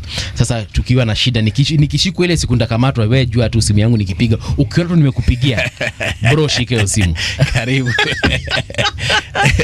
All right. So let's talk about the broad-based government. Baba rested a couple of days ago. Country still in mourning, but there has been a conversation even after that about succession politics. Succession, first of all, in the Luo nation, succession in ODM, then succession as far as the broad-based government is concerned, and succession as far as 2027 is concerned. And a couple of names are popping up. For example, Homa Bay County Governor Honorable Gladys Wanga has been mentioned several times as one of the individuals who might be in a position to actually be the person who will succeed Baba. So I do not know what your thoughts are as far as the Baba succession is concerned. Let me just ask you actually, what do you think? We know at the very least, Raila Jr. succeeded him as the head of the family, but going forward, what else? You remember there's no vacuum in ODM. But unfortunately, we miss Baba and we're still grieving. I don't know how we'll get over that. It will take some time because we don't think we'll have someone like Raila in the near future. But again, Raila is a planner. Raila is a very smart politician. He knew anything can happen and he ensured that he has left an intact ODM with structures and order. And we have hierarchy of leaders that he placed in place for us at the ODM level. We have the national chair, we have the deputy chairs, we have the secretary general. So the structure is still there as it left it. And that therefore tells you, you see, today if the president was to be no more, the constitution allows the deputy president to step in. Yeah. Right? As the president. And there's no vacuum. If the governor was to, maybe something happened, is no longer in the question, the deputy governor will step in. True. So the question we ask ourselves, who was in the top hierarchy upon the demise of Raila Odinga? It's the national chair of the ODM. And who is that? None other than Gladys Wanga. So there are structures. There is no vacuum. Okay. Yes. But currently, Senator Dr. Oburu Odinga was installed as the interim, actually during the time that we were preparing for Baba's burial. And then was it yesterday or the day before, where we have the Secretary General who came out and said now Senator Dr. Oburu Odinga is the acting party leader. Perhaps, I don't know, maybe ndio sielewi, what's the difference between interim and acting in this capacity? I think acting and interim, they almost mean the same thing, because the fact is not officially it's not officially placed now or elected or nominated now by the members as the party leader, but in the meantime, as they still put things in order and reorganizing, then he will hold that position that his brother, the late Right Honorable Raila Odinga, held, you see. But remember, that is just a different constituent in terms of leadership of the ODM. The leadership structure still remains in hierarchy there. The national chair, the deputies, the secretary general, yes, as we have. So there is no vacuum in terms of operations of the party. There is no vacuum. Yes. So as far as that is concerned, then it is what it is. We're also seeing ODM leadership speaking with different messages at different times. For example, Edwin Sifuna sometime last week in response to what Governor Kahiga had said. He said that if Baba were alive, he would actually call the governor, have tea with him, and forge a way forward beyond their differences. But on the other side, we had leadership led by Governor Wanga saying that, look, the line has been drawn. There's these people or this individual tumemwekea X, and you could see it's like either they hadn't talked about this before they gave their different statements, or they agreed to disagree, or they disagreed and said, you know what, you say what you have to say, I'll say what I have to say. You see, perhaps we may give it to ODM, probably as the most democratic party so far, we may say, in terms of the organs and the party constituents. Look at UDA, for instance. Malala just tried one day opposing the president, and the next day he was out as the Secretary General. Edwin Sifuna has consistently even give variant statement from what Raila is saying and the party organ is saying, but he's still the Secretary General. So that ODM tells you that it is a space that allows everyone to express their opinions the way they want. You see, people are not limited to what exactly, or how exactly they should express themselves. So I think that is a proper advancement. That is a proper way in which now we can start seeing democracy being realized in specific political parties or the political formations that we have. So I feel that ODM has allowed its members to express their opinions freely without gagging them, but using what we use, the persuasive means, to persuade them to believe or to persuade them to take the party position as the most practical and the most priority in terms of how they're going to spread their manifesto to people, or how they want to implement their plans. I might not necessarily agree with how UDA do their things, but when you sit with people from that party, they will actually make you see sense in what they say. And I'll give you an example. You started with the issue of Malala. He was ejected from the party because of whatever wrangles they had and disagreements they had. Then we have former Deputy President Rigathi Gachagua also impeached because of the disagreements he had with his boss. And we do not know that is why he was impeached. It is implied. Okay, so let me just finish this one. I can. City has another version you want to hear. City is he's a person who likes using evidence, not hearsay. He said, she said. Is this what happened? Exactly. And I get it, but look, at the end of the day, politics is about perception. What is being said on the ground is different. That is it. So I'm going with the ground. But the ground are his 10 best friends whom he drinks with intermittently. You and your ground. Okay, tuambie ground wamesema nini bro? City nazima your mic. and UDA, when we saw whatever happened with former DP, at the end of the day, when I sit with individuals from that faction, they will say, look, there is no way you will disagree with your boss publicly. You can disagree with your boss chini ya maji, wamwambie bwana Ojijo, this is not the right thing to do. But when we are out there in public, whatever your boss says, you're like, yes, 100%, we are there. And that is why perhaps former Deputy President couldn't survive in that space. Don't you think that is actually what, and especially for a leadership, a party in leadership, national leadership like ODM, like UDA, isn't that what they should be doing so that they can unite us? Because if I see Ojijo disagreeing with his deputy, and perhaps his deputy is my friend, I'll be inclined to agree with my deputy, with his deputy, and perhaps at the end of the day we'll end up splitting this party. I think that's perhaps what parties are supposed to be doing. Exactly, that's how it should be. Adolf Hitler said that you can't be a soldier, but for you to be the strongest, profound soldier, you must be loyal and disciplined. You see, and that is why some people think, I've heard stories, people thinking, Junet, or some people, even Wanga, there are people who are just surviving on, the late Prime Minister. They're confusing loyalty with weakness. You see, the strongest people I know are very loyal. And that is how it should be. You cannot contradict your boss in public. That is what we call, even in law, insubordination. And that's a ground for dismissal if you are employed, If there's a question of insubordination, it's summary dismissal. We do not even have to take any other route. That's summary dismissal. Just explain to me, how does a difference of opinion then amount to insubordination? No. Opinions have differed. You have this view, I have this view. Publicly. Yes, I'm referring to it in public. We have differed. You are saying that you cannot differ with somebody who is your leader in public. That is what I'm saying now. ODM is an extraordinary party. You see, that will not happen in any other party, because we've seen it not surviving in the UDA operations.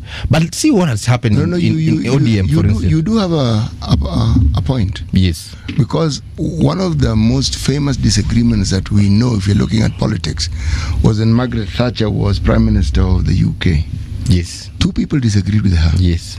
A Minister for Defence, a gentleman called Heseltine, and her deputy, his name was Howe, Howe. One disagreed with the Prime Minister over a certain helicopter manufacturing entity. The other one, the deputy, disagreed publicly and made a speech about it regarding her resistance to the European Union. Okay? Both resigned. Okay? So, in essence, you're right. And in essence, you are right when you say that ODM is unique in that way. But it begs the question, are political parties inherently democratic institutions? That is the problem we have in this country.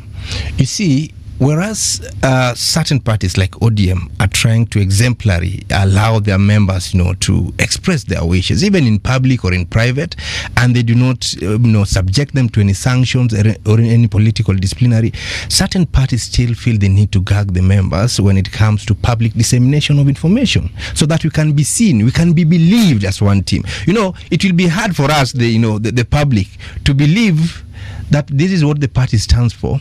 This is what the party plans for us. If we keep hearing opposing opinions, we are allowed to disagree in the boardrooms, but when we walk outside there, we must present ourselves as one unit. They call it collective responsibility. Collective responsibility of politicians, so that we know. Politics is about perception majorly. You see, what perception are you sending to the constituents, to the party people out there? If we can see clearly there is no cohesion among, how are we going to even believe what you're saying? But if we are fighting inside here, but when we go outside there, we are laughing, we are together, we are shaking hands, you're saying this is the position, we'll believe. It is assumed that the public buys it all the time. Exactly. The public may buy it for some time. You see, the internal wranglings of a political party, and again, you're right, when it bubbles and is out in the public domain is when it is considered harmful, but not necessarily. This is what I'm trying to say. I'm saying this, that when you look at the aspirations of political parties, they are democratic.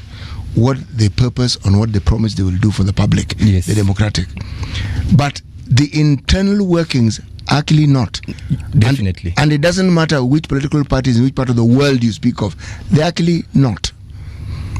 You will find, for instance, in some of these mature democracies, they have what you call safe constituencies. Safe constituency is a constituency that is known to be predominantly supportive of a certain political party. Yes. Now, here it is demonized. Why? Because our political party leaders tend to come from certain ethnic groups. It doesn't matter what you do. Every political party leader will come from some ethnic group. It doesn't matter what you do.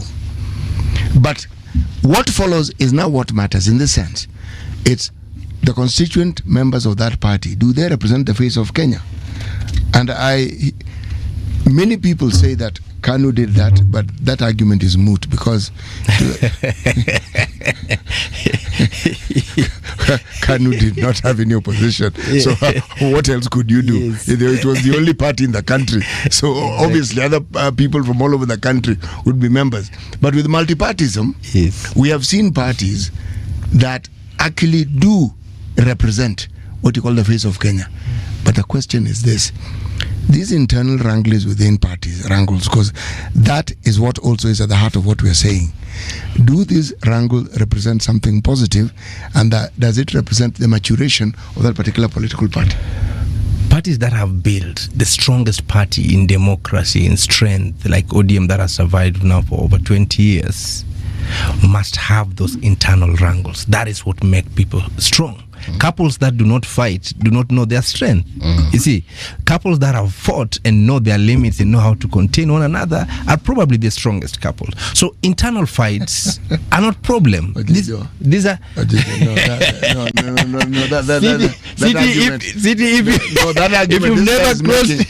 you've never crossed line with your wife. The one for couples. Where you and I come from, Yes. that often leads to somebody marrying a second wife, chief. No, those are weak men. Those are weak men. Those who are hearing us and who are men will tell you it is a strong man who knows how to balance the equation in his family. It is through fighting that the wife will realize these are no-go zone for this man. They will tell you see. it is through marrying a second wife that the wife will understand that. See, that's old school. That doesn't survive right now. But you see, even before you go to a second wife, it is through that, fighting that the wife will know this is a no-go zone. I can never exchange this way. I can never go to this level. Before she may not know. She may just throw words around until you affirm that authority. Also, as a man, that is when you'll know. Surely, this is a bit insensitive when I get here. So internal wrangles are just healthy. They help people to grow. But there's a limit in where they should arrive. The same way to even political parties. Who sets the limit? When we are fighting, Who sets the limit? But now the man, you're What limit exactly are you talking about? No, he's talking about people knowing the limits. You see. Our reference point is political parties. Yes. Our detailed reference point is ODM. Okay? When do people know their limits? When everybody wants to have power. Good practice, political practice requires that we submit to the majority position. That is why we have, the NEC committee that now, after everything has been discussed, they put it into voting. You see? So that the minority have had, their say, but the majority will have to carry the day. You see, so once we have now subjected it to a voting, you still have your opinion, but that now remains the position of the party. When we go outside there now, that is the position of the party. Yeah. Yes. And if you disagree, enter. That is everything. Even in courts, that is how judges, make decisions. We go to the Supreme Court for presidential election. Two judges are saying, no, I disagree with this, and they read their opinion, but the majority say we agree, and then the ruling is made in the favor of the majority. That is how it should be. Let us disagree, but when people have given their opinion and voted, this is the position, let us stick to the position of the party. That is how we build our internal democracy. Yes. So the best you can do is to persuade us to believe that you're the right person, then we go with you. If you cannot persuade us to that limit, then we will not accept it. Then you'll now definitely have to join us as the position of the party. See, that is how it should be, according to me. All right. So there's this... sorry. Is that how ODM works? I think that's how ODM works. But now, there's a problem with the ODM. I think Raila, to some extent, I may blame it a little on him. I felt he gave too much freedom also at some point to members. Being a Democrat, I felt there's too much freedom, more so when it comes to... Explain what you mean by too much freedom, please. It is simple and clear, City. What I have just stated here. If we have disagreed internally and we've understood and we've taken a position, we go outside there, and that should remain the position of the party. But if we are going outside there and you still discard the position of the party and advancing your own position to the public, now this is the position, and you want people to believe that is the position, because at some point we could even listen to the Secretary General saying, this is the position I'm saying of the party, you see. But then when we listen to the party now organ separately, it's completely different. So I felt that point that we needed to have some order to that level, so that therefore, as we express our opinion, they remain our personal opinion. But we say this is the position of the party, but this is my personal opinion and where I disagree. To be clear, yes, what the Secretary General was advancing, yes, what we are now calling his own, agenda or stand. No, we are not saying that. What some people are saying, we need to be clear. All right. Was it a wrong stand, or was it just because me personally, what some of the things he was saying, and he was actually calling out the government that his party had joined, in terms of extrajudicial killings and other things that he was mentioning in his very many statements. I was like, he's actually saying the truth. He's actually holding even his own party to account, and he was asking the party to hold the same government that they have joined to account. So it's not like we disagree with what he was saying, it's that he did it. You see, I don't have a problem with what he was saying. But there were 10-point agendas which have been put in place. You see, there was the issue to do with the implementation of the NADCO, inclusivity in budgetary allocations, protecting the devolution, economic investment in youth, leadership integrity, and doing away with the opulence. And the most important one was the protect people's sovereignty and stop abductions, if you can remember. That was the position of why ODM decided to have that arrangement with the UDA. You see, you cannot say that from the beginning I refused, you cannot go into that agreement with the UDA. But already there's an agreement which has gone there, and people are trying to find ways on how we can implement that. That was his first comment when he said, from the beginning, I've said we cannot go together. We cannot have any arrangement with UDA. That's already now contradicting the position of the party, because the parties have agreed we are going to have an agreement, and we have stated our conditions in which we want us to work together. But you've started by saying we cannot even go there. So where don't you not see insubordination? Don't you not see a level of indiscipline in some point? I do not see insubordination at all. Why? Because we are talking about a political party, and we are talking about politicians. But insubordination. But that is what you see. Insubordination is about defying authority. And again, I am saying I do not see defiance. So he defied what. You're actually not going to convince me that he defied. So I'm not saying. Let me put it this way, so that you can get. We are not saying he defied the authority. We are saying is veering off from the position of the party. I'm actually saying he defied. Advancing his opinion at the expense of the position of the party. We said we disagreed at the boardroom, right? We agreed at that point. But we say now when we step out, because people have voted in favor of this position, when we step out, this remains the position of the party. And if you were to defiance? Of course it is, but now City do not want us to use the word defiance. We are changing. No. It's not. I won't change it. It is not that I do not want you to use the word. Yes. I actually circled it to myself. I do not believe it is defiance. Okay. What do you think that is? What I said. I do not believe it is defiance. Okay, how will you describe There's that? a narrative that is being spun that everything that Sifuna said was in defiance. And I'm repeating. Not everything. In this regard, not everything he has said over time. It's this. Yes. There's a specific times frame we're speaking about. He's a politician. This is a political party. There is a trend that anybody who studies our politics has seen over time with political leaders who understand political strategy. It's called a dead cutting. You will take a position, and members of your party will take certain positions in the public domain. The purpose is data gathering. That's the purpose. A tenuous relationship like the one ODM had with UDA. Do you really think that somebody like the late Honorable Raila Odinga, a man who knew the pulse of the people, understood it? The reason why he lasted as long as he did was he actually understood it. People felt this man understands us, this man speaks for us. You think he would not understand that this particular person he's supporting is not popular? He would. Let me ask you, Siti. 2 months ago, Edwin Sifuna will oppose the position of the party and do everything. Yesterday was the one reading the report and confirming this is the position of the party. This is how we are going to do. This is it. So where is the problem? Now, my friend, you are confirming what I have just said. Yes. It is not just him. Sifuna would not have been Secretary General of the party if it wasn't for Raila. Yes, it's not complicated. Exactly. Babu Oweno would not have been a member of parliament if not for Raila. Yes, he had tried to stand before and he didn't move very much. We agree. Okay? Yes. Caleb Hamisi. Yes. Why do you think that the people who appeared to have a contrary view were all young politicians? One of the hallmarks of Raila looked for young people who could be flag bearers. It's something that he did really, really, really well. Yes. And there are very many people who may be in other political parties right now who, if it wasn't for Raila, their political lives would never have seen the light of day. Exactly. So again, I go back to the question I asked. Political parties, the politics and the strategies that they employ.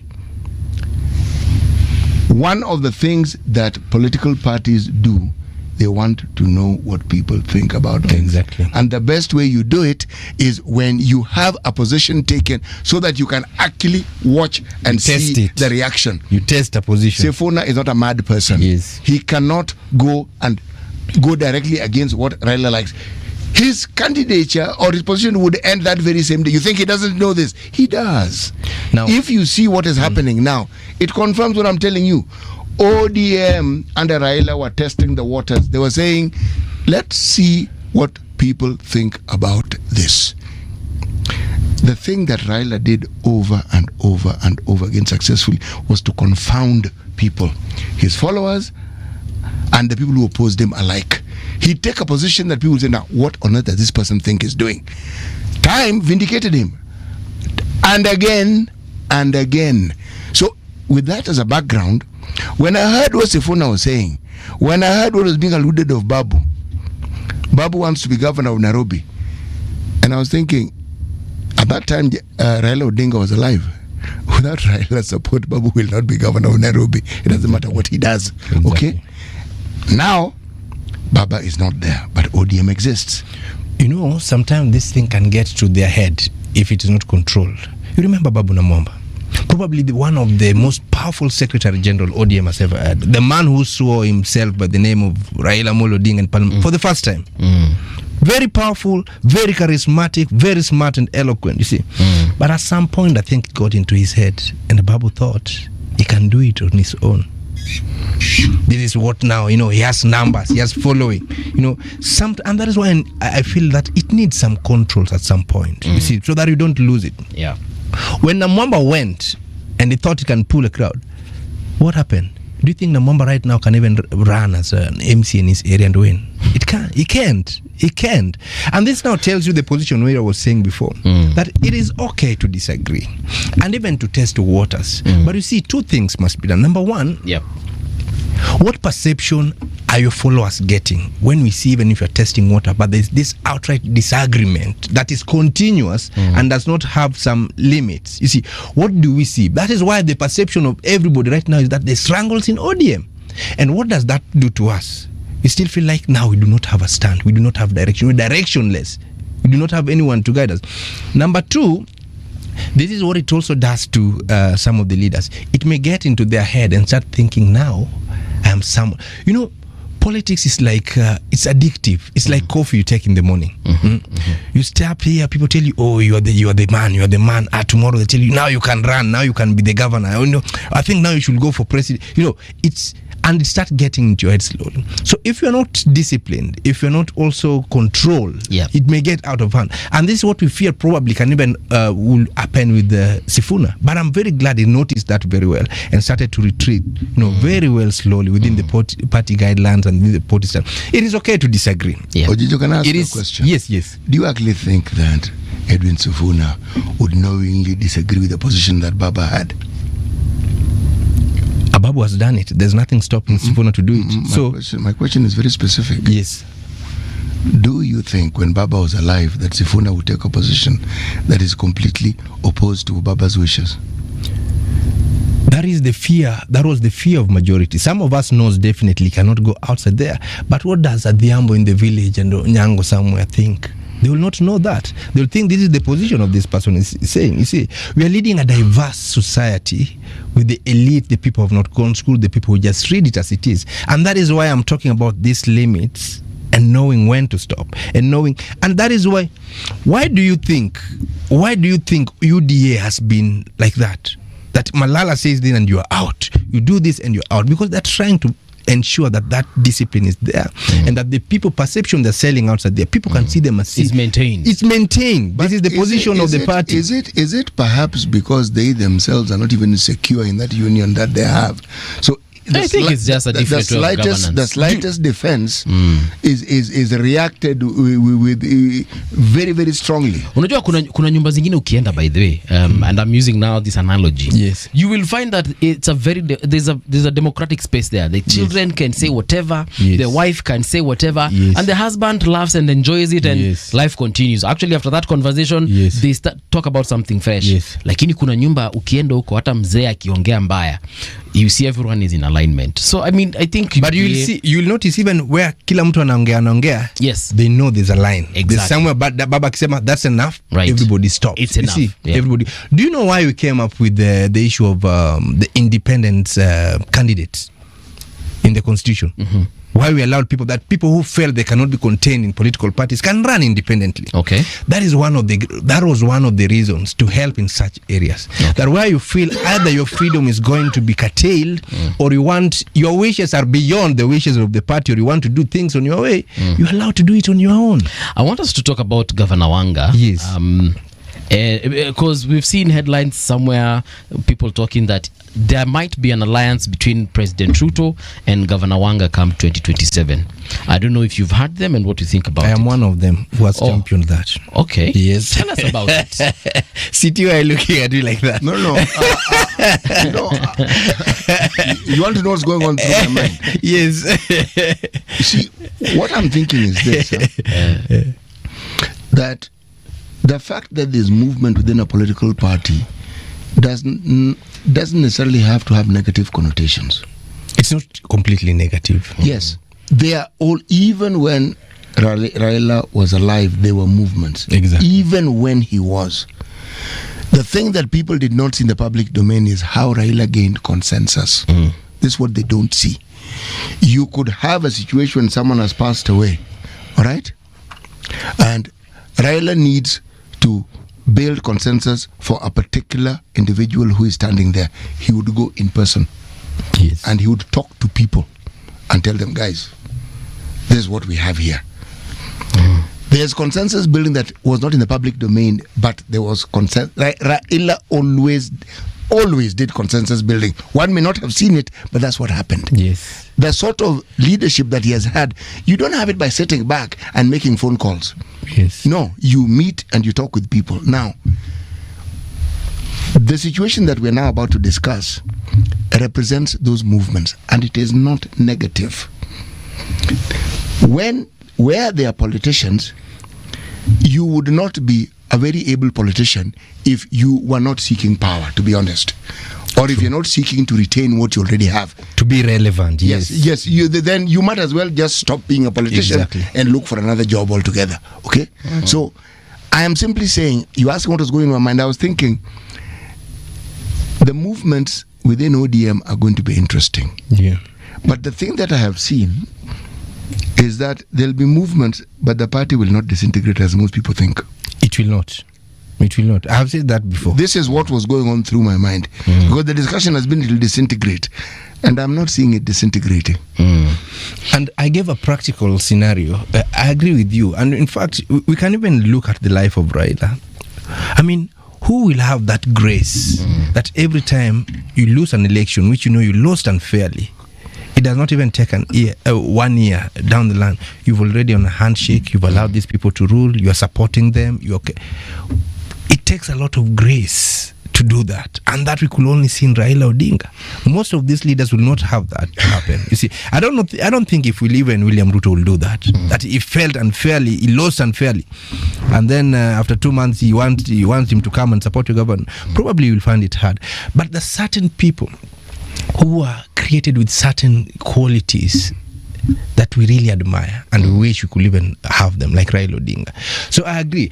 Another thing it is that I agree with, I had said this before, there will be a lot, probably can be some migrations from ODM or some disagreements or splits, whatever. The party will remain intact, and I kept saying that the effect of that movement may not be felt in the next general election, perhaps after the next general election. Why am I saying this? I'm saying this because, for instance, let's assume now Babu or Sifuna decided to leave ODM. You see, right now they do not want to work with ODM. This is just an example. I'm not saying they do. They do not want to work with ODM, and they want to move maybe with a different party or a different coalition to the next to form the next government. They leave ODM. Who are they going to join? Because right now we can see the formations. We know you are either in this camp or you are either in this what we are having like ODM UDA, or you are in the DCP Rigadi and the colleagues. How much confidence do they have to work with Rigathi Gachagua? How do you think they have faith to work in that camp? How much significant do you think they will be if they were to join Rigathi's camp or to remain in the Ruto ODM camp? Even them, they know. You see, and that's why I'm telling you, even if they were to move right now, it will be hard for them even to pull their constituents to join the formation they are going with. Because even for me, if I love Sifuna right now, and Sifuna moves and joins Rigathi Gachagua, I'm not going to vote for Rigathi Gachagua because Sifuna has gone. Because we have made a decision as people, going by the history and the patterns of these people. And at this point, the duration we have, it will take so much to change the mind of the people on how they are going to vote in the next general election. That's why I was saying that movement may not be so significant to affect the outcome or to affect how parties are going to perform in the next general election. But it may be somehow have impact later after the next general election. Let's talk about the Ruto Wanga coalition. Very interesting. Yes. What's up with that? I think probably that is one of the game-changing plan that may happen to this country. How so? This is going to be very interesting because number one, you know, I keep records. On 7th March 2024, while launching the female governors caucus in Nairobi here, Ruto spoke for 1 hour. And one of the key elements he highlighted there, he said he has aligned his policy going forward that him as the president and as the leader of UDA, anytime he will be running or anybody will be running, they will ensure that the running mate is a person of the opposite gender. Okay. He said that. When Raila was introducing Martha Karua in 2022 to the podium, this is the statement he said, and this I am recording. He said that time has come that our women are also considered to have a voice at the presidency. The presidency means the president and the deputy president. Now, this arrangement that started as a working relationship in the 10-point agenda of ODM to support UDA operations. But if you look at keenly politically, it's a warm-up process to a unity of purpose, which is to win the next general election. But now this is the point, that therefore it means there must be a proper negotiation, you see, on the strength of the parties, on who holds what position and who is given what position. So the presidency must be shared. That is the truth. The presidency must be shared between ODM and UDA. You see, but we know UDA definitely will prompt William Ruto as its presidential candidate.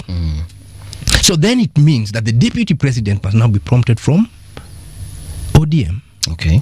But I told you even before Baba died, Baba left us a hierarchy of structures. But wait, UDA has several other partners other than ODM. Now I'm telling you, right now we look at them as the Kenya Kwanza. Let's say Kenya Kwanza. Okay. Kenya Kwanza will have that. So they've found a new partner now, you see, which is ODM. Before Baba passed, he left us as structures of the party in terms of the senior most going upward. And the senior most, we all agree, it is the chair of the national party of the ODM, which is, as we speak, Gladys Wanga. That is number one. Number two, you will want to look at somebody who is going to bring value. If you are going to have a deputy president, do you know why Ruto picked Rigathi Gachagua? Tell me why. Ruto picked Rigathi Gachagua, probably was not the most learned. Professor is probably the most learned, you know. But Rigathi Gachagua was still picked. Why? Because you want to bring someone who adds value. And political value is seen in terms of mobilizing. It is teams in terms of persuasion. You know, numbers don't lie. You look at skills that is going to bring that numbers on the table. Okay. The late Phoebe CEO, before she passed on, had to say this about Gladys Wanga for a number of times. Said that in her, she sees a woman who would have achieved 10 times things she did not achieve. She sees a mobilizer. She sees an astound loyalist, you see, and she's a woman who moves like a warrior. See, This is what the late that is Phoebus what the late Phoebus used to say. Okay.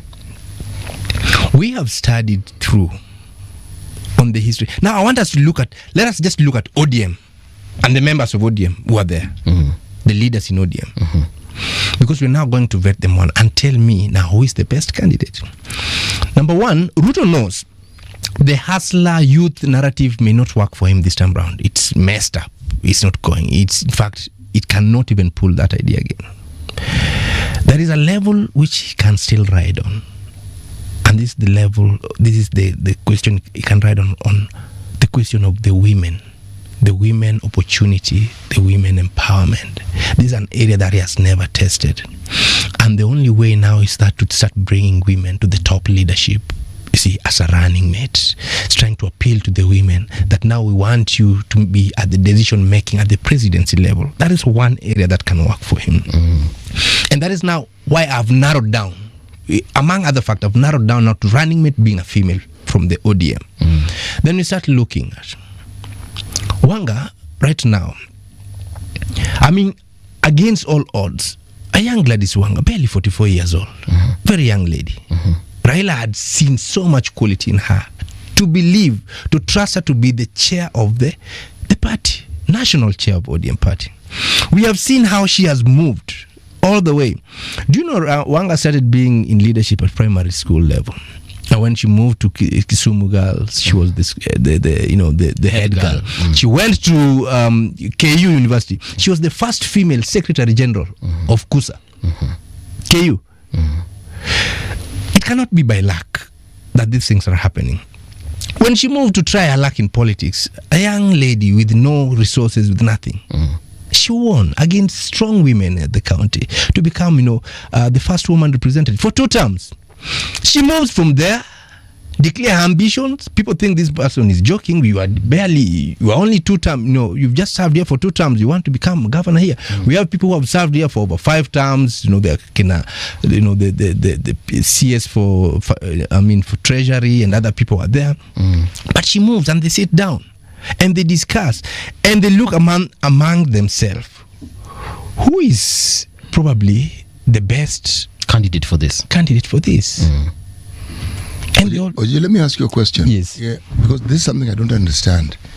What role do the deputy party leaders play in ODM? What's the hierarchy? That's the question I'm asking, because we have 3 deputy party leaders. Yes. And the party leader was probably the highest ranking official within ODM. And then you have a chairman, and then you have other officials, you have the NEC. Yes. What role do the deputy party leaders play? Deputy party leaders, they are deputy party leaders. They support the leader. They support the chair, and that is why Raila was very specific. They support the chair. You see, yes. You see why Raila did this deliberately. If you notice, there's a chair of ODM, the national chair. The national chair. Then we have the county's chair in between, and then we have the deputy party leaders from different, and you see they're selected from different regions. We have one from Western, from Coast, from Kisii. You see how they've been spread. The idea was that this becomes the eyes or the supporting eyes at different regions of the party. You see, but in terms of hierarchy, if you look at that structure in terms of the hierarchy, the national chair sits Up the top.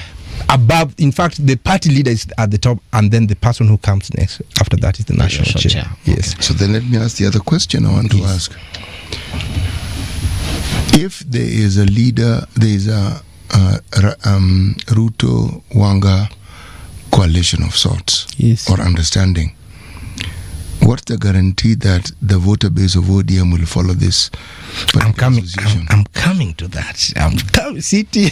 Actually, because we have about 7 minutes. Yes. Let's get to that. Let's get to that. Now, I was just giving you the history of this woman so that people do not think that she was handpicked. I've heard people think that she had favors from Raila. This had been a fighter her whole life. She deserves. It cannot be by luck, coincidentally, all through this time. In politics, if you do not have somebody fighting by your side, you will not go far. It's a simple reality, but go on. I agree, but you see, you must also bring value. We wanted to see what value she brought herself. Now, so this is what is going to happen.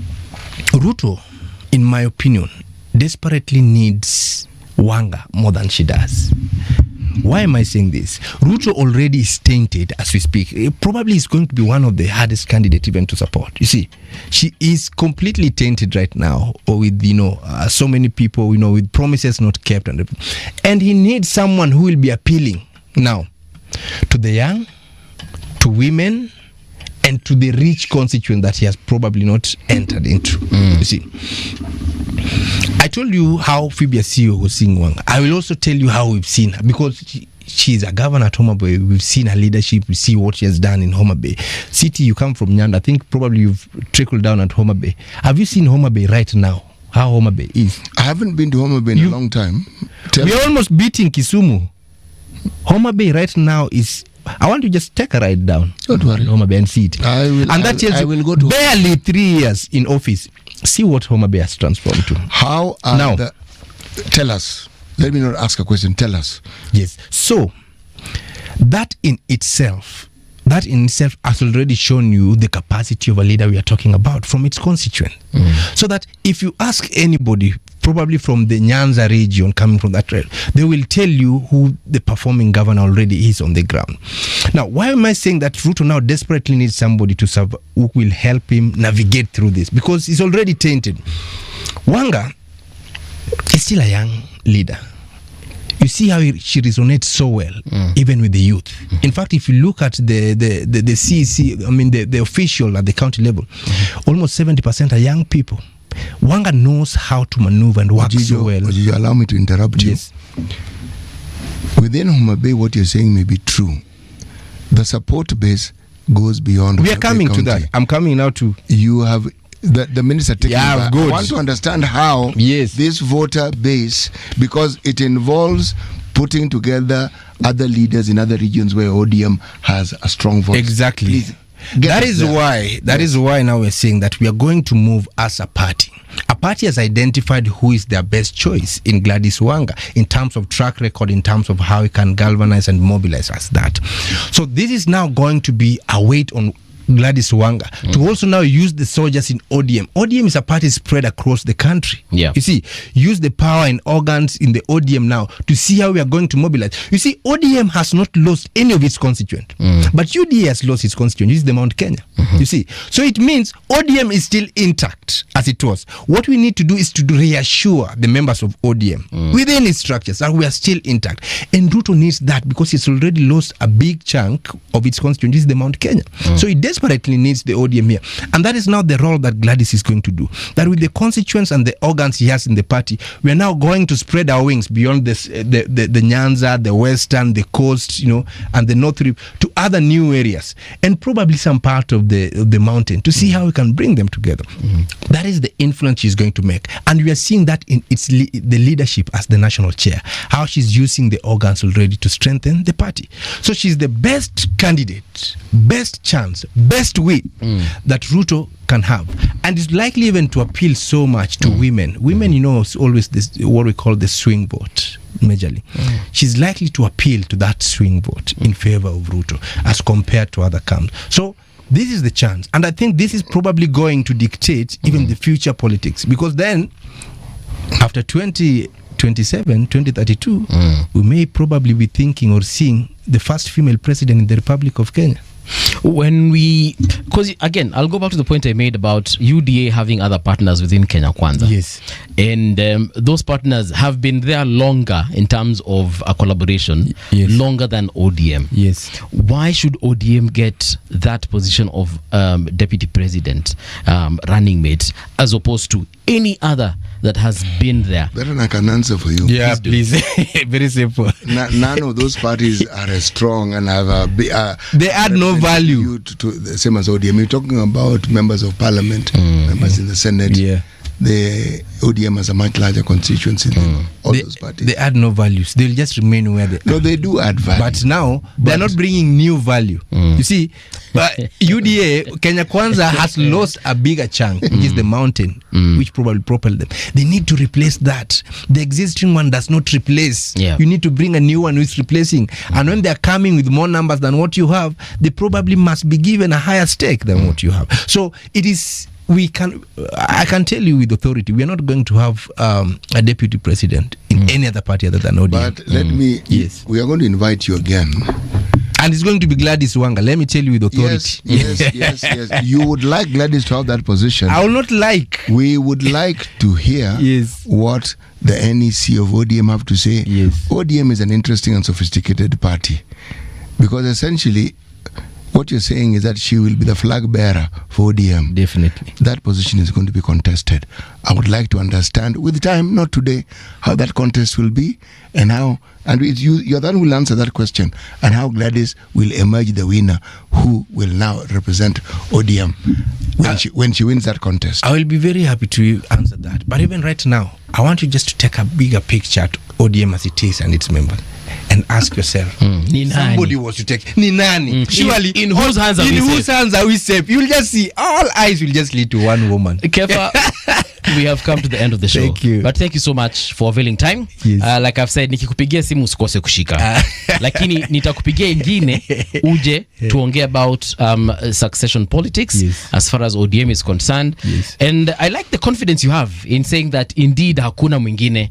But you know, even 2 days in politics is a very long time. I agree. Aye, sasa. Don't go too far. We'll be right back. Radio generation, the sound is fine. Pump it up, turn it high all the time. Let the music move you, let's sway.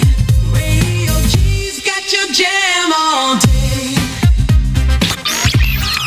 Radio Generation, the home of urban soul.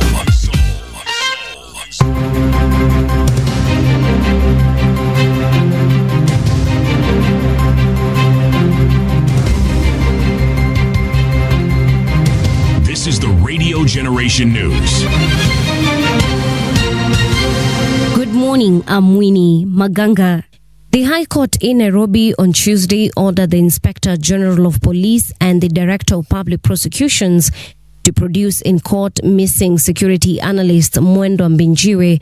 Mbinjiwe's whereabouts remain unknown for 4 years and 5 months since his alleged abduction.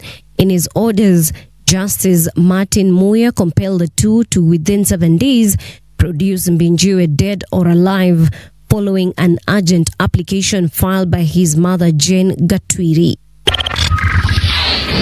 A university student has been arraigned in court for allegedly publishing false and misleading information regarding the 2025 KCSE examinations and for being found in unlawful possession of several national identity cards belonging to other people.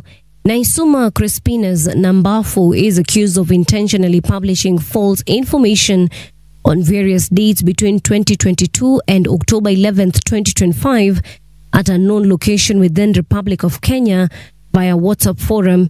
He has pleaded not guilty and granted a cash bail of 100,000 Kenya shillings. That on the 25th day of June 2025 at around 9:11 p.m. at Mombasa Township within Mombasa County, provided Kenya shillings 6,922 through M-Pesa reference number TFP5D B5WAL. The Ethics and Anti-Corruption Commission has successfully recovered 17 acres of public land within Karura Forest valued at approximately 2.8 billion Kenya shillings. Led by EACC CEO Abdi Mohamud, the commission visited the recovered site to brief the media and the public on the outcome of a long-running dispute that dates back in 2007. The land was later sold to unsuspecting investors who took the matter to court after discovering that it was a public property. So we have been in court for 18 years, won this particular case. That certificate of lease, which was issued to the Gigiri Court Limited, was cancelled by the court. New lease or title will be issued to the two institutions. Residential houses along these 16 acres or 17 acres. What would be the value of those assets? How much would he sell? We want to reassure the public that not only forest but all public land that is grabbed or illegally allocated to individuals will be recovered back. Nairobi Senator Edwin Sifuna is demanding justice and compensation for victims who lost their lives or were injured during the public viewing of the late former Prime Minister Raila Odinga's body at Kasarani and Nyayo Stadium earlier this month. The stampede incidents occurred on the 16th and 17th of October 2025.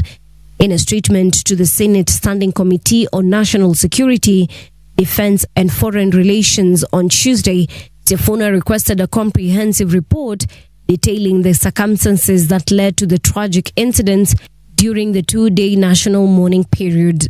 I rise pursuant to Standing Order 53-1 to seek a statement from the Standing Committee on National Security, Defense and Foreign Relations on a matter of national concern regarding deaths and injuries sustained by some members of the public during the public viewing of the late Right Honorable Raila Odinga's body at both the Moi International Sports Centre Kasarani and the Nyayo National Stadium on 16th and 17th October respectively. Mr. Speaker, the majority of these deaths arose from acts of police action against unarmed civilians and need urgent investigative and remedial action. A few others were occasioned by stampedes caused by the said police action. Fears are mounting of mass killings in the key Sudanese city of El Fasher after the paramilitary rapid support forces captured it from government forces. Sudan's military chief general Abdel Fattah al-Burhan said he had approved the withdrawal of troops in response to the systematic destruction and killing of civilians. The UN said there were credible reports of summary executions. The RSF has denied accusations of killing civilians and targeting non-Arab ethnic groups, despite evidence presented by the UN and human rights organizations. And that's the truth on Radio Generation. Good morning. I'm Winnie Maganga.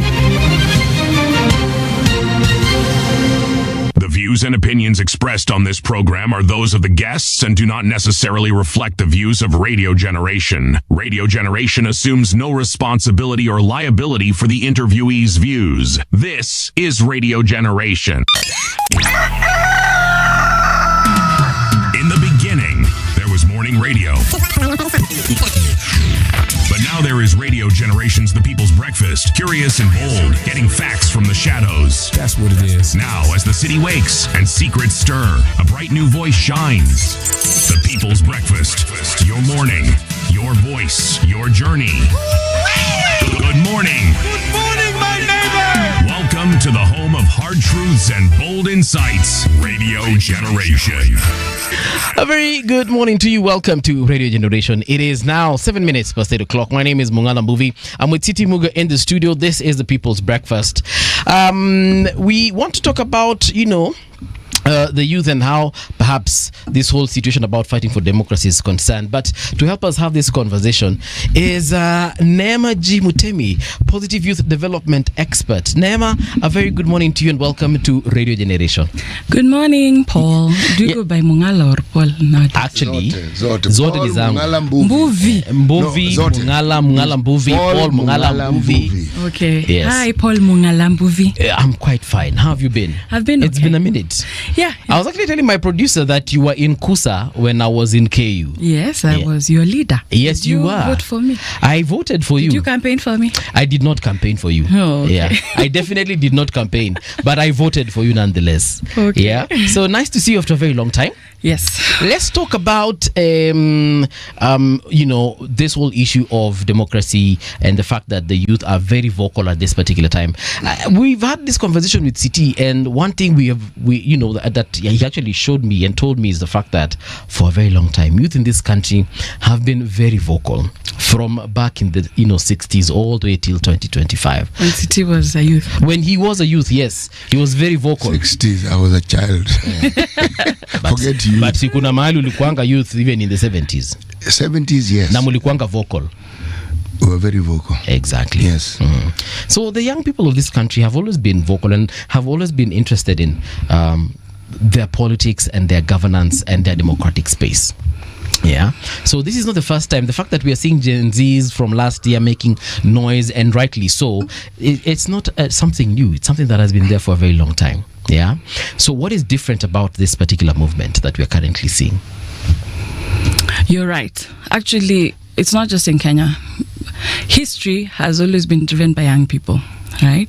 If you look at the people who fought for independence, a lot of people that we celebrate like Tom Mboya. How old was Tom Mboya when he was doing, pushing for Pan-Africanism and even pushing for education and the exchange program? These guys were in their 20s and 30s. Akina Martha Karua, even Akina Raila. We're still mourning, I think. But look at when they were in their prime of fighting for democracy. They were young people. So I think what's different now is that it's a transition, right? And I think today we're going to talk about it regionally, because today Tanzania is going to, either have maandamano or elections, so which is going to determine a lot of things. Both. Or both, yes. Which is going to determine a lot of things regionally. So what's different now is we are transitioning. It's almost like a change of guard, right? When you look at Raila, Tundu Lissu, and Kizza Besigye, they're around peers, of the same age. What's happening now is young people are sort of distancing themselves from the ideologies that have defined opposition. Let's call it opposition for a very long time. So there's a little bit of a shake-up, and that's what people are either accepting or refusing to accept, that change of guard. The whole movement of saying, what, we actually don't believe in the whole thing. Not the IEBC, not the options you're giving us, whether we don't see a difference, and we want to determine our future in our own terms. I think that's what, it is earth-shattering in Kenya, in Uganda, in Tanzania, because when people have been used to the same thing for so long, there's a push of inertia, so it's destabilizing. And the fact that, young people, even in Nepal, Morocco, are also speaking to each other. So there's this question of, can old tactics that have been used by governments, administrations work? Can you actually torture people, disappear them, and will it actually amount to anything? What has the capture and imprisonment of Tundu Lissu resulted in? It has awakened a whole, movement of young people who are disengaged from politics. But has it though? In Tanzania, because I don't feel that impact like we felt in other countries like Madagascar. And I'm not saying that they should rise up and go and fill the streets and topple their government, but I when I look at Tanzania, to be honest, sioni wakiwa na ile kelele ziko in other countries. Let me ask you, what is their political structure? What do you mean by political structure? What I mean is, if you look at how the foundation of Tanzania's politics, it was socialistic, some said communistic. You had a political party, and the political party structures are the ones that determine the leadership as you cascaded it down to the smallest common denominator. It is still there. And people at the lowest common denominator within government or within political institutions in Tanzania still exist, the Mijukumi as we call it, and they actually have power. So when you have a political party that has power to that, a power structure formulated in that manner, they will also have youth within the party. So when people protest, and this is the monolith that you've had since independence, that protest will be manifested differently. Yep. But most of them will not even see the light of day. Yeah. Simply because of that particular structure. We never had that structure. Okay. So ours is likely to manifest the way it does. And then the loudness with which ours manifests also. Most of it credited to the late Raila Odinga. That is the Kenyan way, and that's how we have done things. CCM has had people who've left CCM to form their own political parties. Okay? They didn't go far. I'm simply saying that the structure of the CCM within Tanzania, given the example that was set by Julius Nyerere, he left. He wasn't voted out. He left. He became chairman of the party. He left that position and he allowed younger people to come in. So they actually have a tradition where you're not getting rid of people. People essentially leave the party over time and new people come in. Okay. And Mongala, let me just add something there. You know, you need to not judge a country like Tanzania based on what you've seen in Kenya. You need to judge it within its own context, and it is right. So in its own context, we are seeing a lot of vocal voices that we never used to see before. Let me tell you something I find very interesting about Tanzanians. If you ever meet a Tanzanian who has been shortlisted for the same job as you, chances are you're not going to get that job. Okay. You know, we see a lot of peripheral Tanzanians, but very few Kenyans actually meet Tanzanians at par. Tanzanians are not just the mold of, you know, nice, polite Swahili that you see. A lot of Kenyans judge Tanzanians based on the house girls that you see and the beggars on the streets, you know. But when you... And the musicians that we listen to. And musicians, Diamond and Zuchu, you know. Yeah, but Tanzanians have a lot of substance. Just that a lot of times, a lot of their...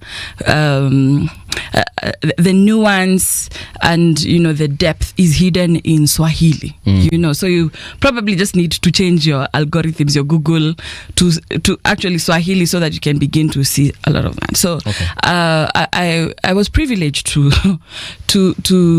be running a documentary, filming a documentary in Tanzania in 2015 when there were and the documentary is about the new constitution. So just being in country and listening to, you know, the Maasai question, you know, the Baraza la Katiba la Zanzibar, you know, why the Zanzibarians had issues with the draft constitution, and even just seeing why there's a lot of issues right now, why people are demanding for maandamano, and a lot of it going back to that constitutional reform process. You know, because I don't, you know, from what I've seen, I'm not Tanzanian, I don't think that they got the constitution they fought for, the reforms that they fought for in full.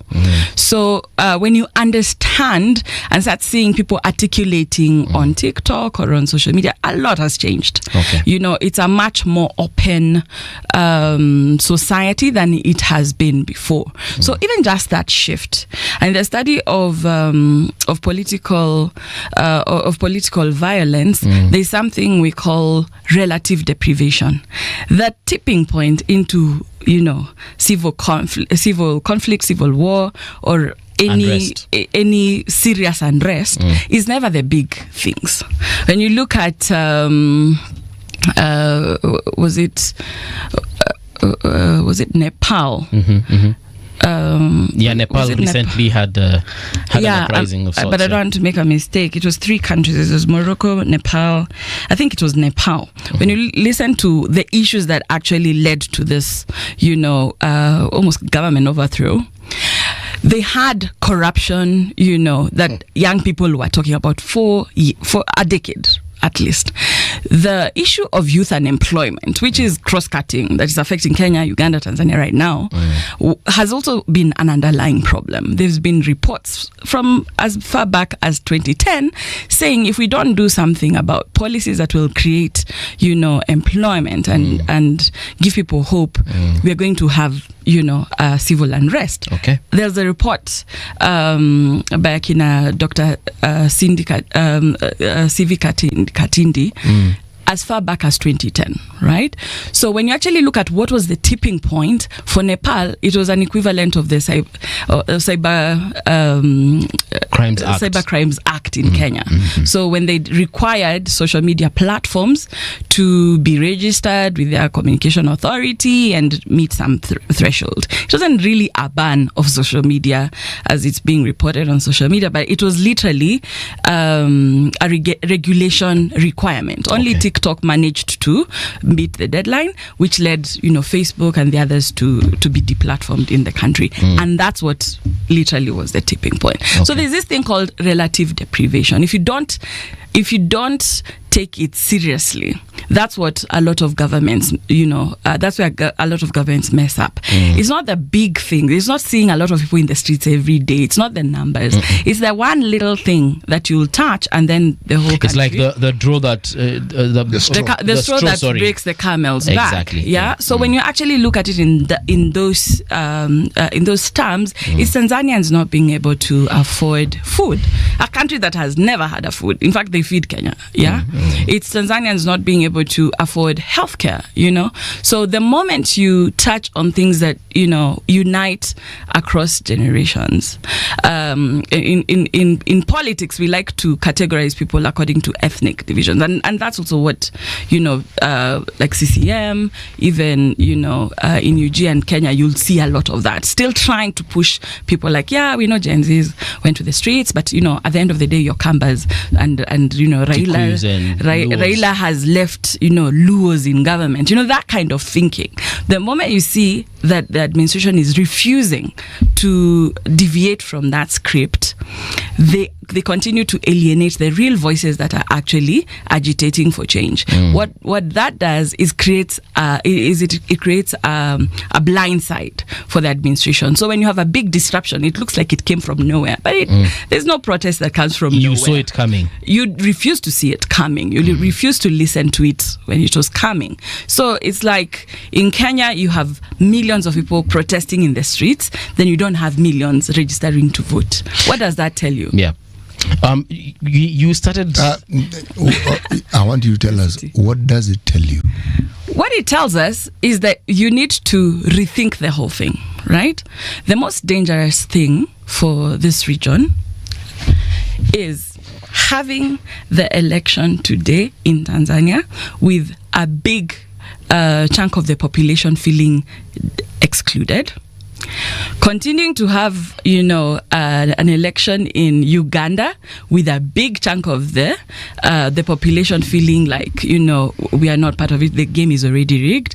And then in 2027, repeating the same mistake. There's something because what you see, what you saw in 2024 in Kenya started at the ballot in 2022. It's having roughly 15 million people standing back and saying, this is what you call democracy. We don't feel it. We are not going to participate. So when people refuse to participate in the democratic process that we understand, what does that tell you? They are going to set their own rules for what they're going to use to demand for democracy. Some 2 hours ago, I asked City, I'm not seeing any noise coming from Tanzania, and maybe perhaps it's because I'm not looking for information about Tanzania. Or maybe you're thinking like a Kenyan. Or maybe I am. So, or you're using the wrong algorithm. Yes, he's thinking like a Kenyan. Then there's that. Because there's something you said at the beginning of the show that today elections are happening in Tanzania. We might see either elections or maandamano. Or both. Mimi niseme ukweli, sijaona wa Tanzania. Unajua kutoka hapa Kenya we can see it and we are saying. Actually, we can't see it. That's the whole point. But my problem is I haven't had anyone from Tanzania, from the musicians, apart from politicians, of course, but from the musicians, from activists. I'm not seeing anything. You're not being fair to Tanzanian activists. But anyway, I do not represent them. However, that's again where I see CCM making a very big mistake for themselves, because what they've done is, Diamond, Zuchu, all these traditional influencers have been captured, by the state. What does that do? That creates a vacuum that's going to be filled by a lot of micro influencers who you don't know. So the reason you're not hearing much is because you're following those people that you think are trendsetters, and those are the people who are being rejected. If you go to the trends that I've been following personally to just see what's going on in TZ are MO29, which is Maandamano, October 29.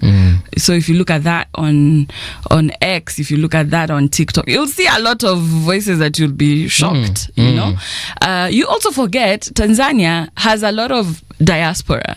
Okay. You know, the diaspora in Kenya played a crucial role in Gen Z protests here. So why do you think Tanzania and diaspora are not doing the same thing? So there's a lot of, you know, that pollination of ideas from Tanzanians abroad. You know, there are a lot of Tanzanians who are saying, I'm ready to die on, you know, 29th of October, but we have to go to the streets. There's already like statements from military officers coming out and saying we're going to rescue people from the police. So if we see violence, the military, yeah. So if you actually look at some of those voices that are there, and it's all on the internet, you know. So I think that there's and it's an interesting point that you bring up, because we probably don't talk enough about the role of social media companies and the algorithms around election times, and how they manipulate, keep and how they keep information, you know. So another big trend has actually been VPN Tanzania, because that's been a huge conversation. Okay. Even just Tanzanians amongst themselves talking about, hey, how do you beat this algorithms? How do you see the right feeds? Because, you know, we had Cambridge and Analytica interfering with, you know, our situation in Kenya, our elections in, you know, 2022 and all that. And, you know, when you actually look at it, probably the best thing, the best outcome, I won't say it's the best thing, the best outcome from you know, kina Pole and Tundu Lissu being arrested and charged is you actually had, for how many months now? Around 3 months you've been hearing Tundu Lissu in court adjudicating for himself. So it's created a following, and this is non-scripted, you know. So you're beginning to see people actually understanding and personalizing. When you have thousands of families that are crying that their people disappeared, you've seen people, you know, live recording, you know, kidnappings, which is happening across in the TZ. In TZ, yeah. So you know, these are things we're used to. It's been brewing. It's not been, you know, nobody's been happening in TZ longer than it's been happening in Kenya, at least in this context, right? Okay, I didn't know a lot of people didn't know that, you know. So when you listen to Akina Maria Sarungi, and, you know, you even saw her own kidnapping, you know, or attempted, you know, kidnapping, and thanks to Kenyans for shouting and making sure that she was released before she was taken across the border. So when you actually see those tactics, you have to ask yourself, who does it actually serve in the long term? Because nobody stands to benefit from a democratic collapse of Kenya or of the region. You know, this entire region, Tanzania, talking about East and Central Africa, is the only country that has an independent political party that is still in power. Uganda doesn't. Well, yeah, Uganda went through several. Just do your maths and look. Yes. Now, KANU collapsed completely. Okay? They're trying to rise up and do a little walkabout. Hey.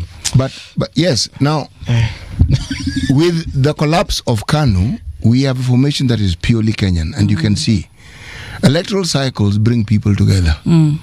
The term ends, they disintegrate, they form another. Okay? There's a pattern that we have created over time.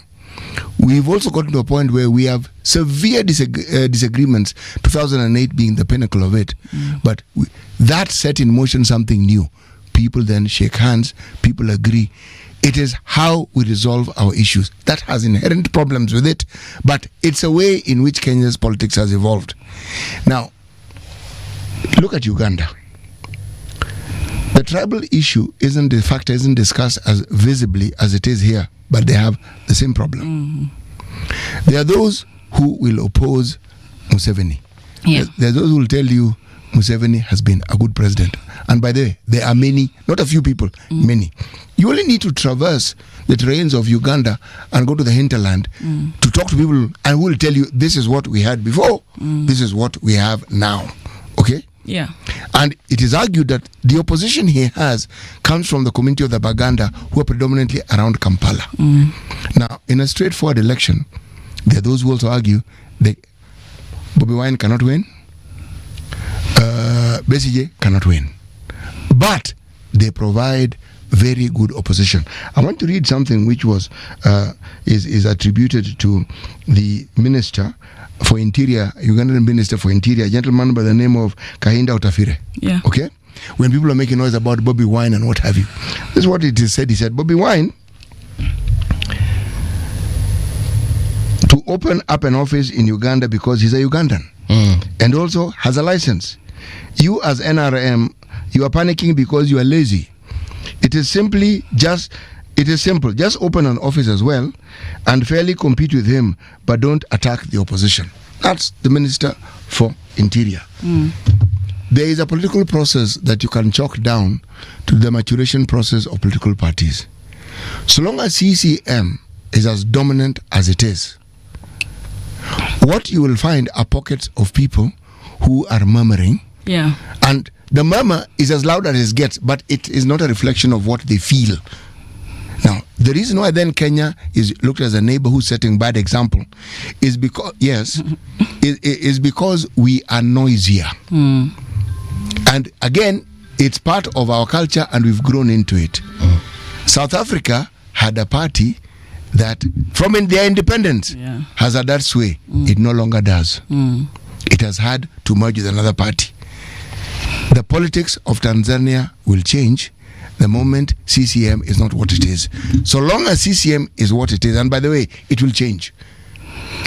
But we don't even need to look at it from a political standpoint alone. Yeah, politics, of course, defines, it defines a system of governance. But let's look at it. It actually defines the people.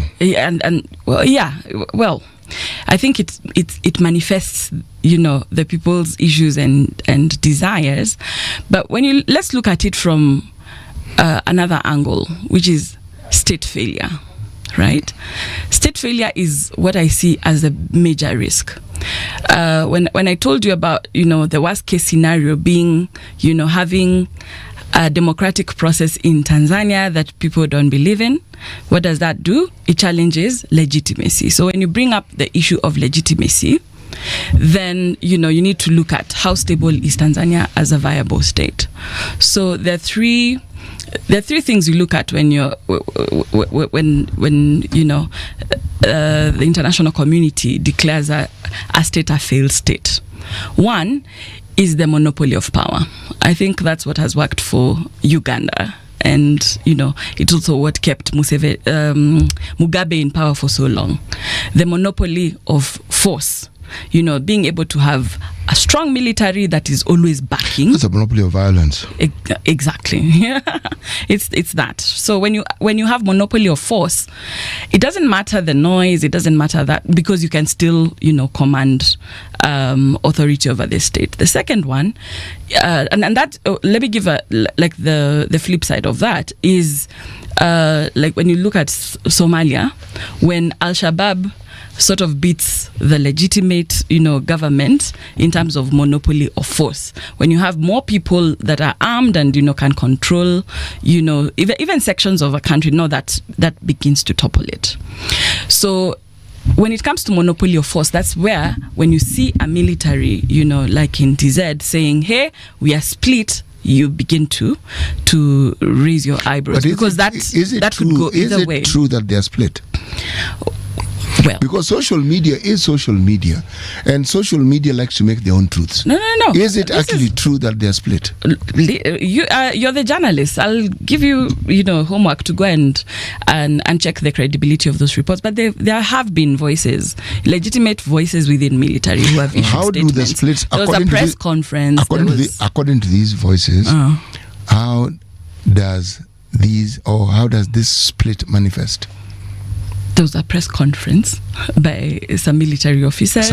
It has created some ripple effects. When you see the government responding to, I think it was the some kubwa wa jeshi who actually responded to that. That's what, catches your attention to see, okay, it's important enough for the state and we determined to respond and we know that this to it. mkubwa wa jeshi was genuinely a mkubwa wa jeshi. The one who responded, he spoke on behalf of the state and said, it doesn't matter. The leaders who are leading young people, whether they are in jeshi, we will come for you, we will deal with you. That's basically the statement I was watching yesterday. So that tells you there's a little bit of a... And this person is a genuine mwanajeshi. Yeah.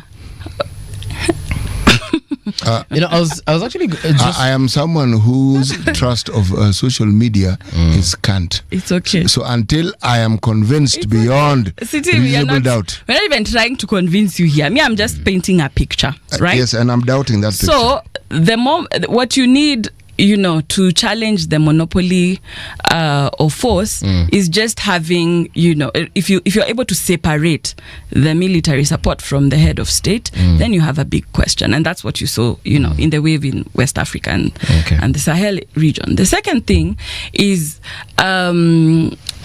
control of territory. Okay? The ruling party has to actually command territory across. So if you have an election and significant chunks of the country disassociate themselves from that administration, you're in problems, right? And the third one is actually distribution of services. If you have someone else distributing services that the government should distribute to citizens, then you can have your legitimacy challenged. So any three of those can land 3 East African states into a legitimacy question and into, state failure, which opens a whole can of worms. Why am I talking about this? Because when you actually look at the root of the problem, it's an economic recession. We're all going through an economic recession.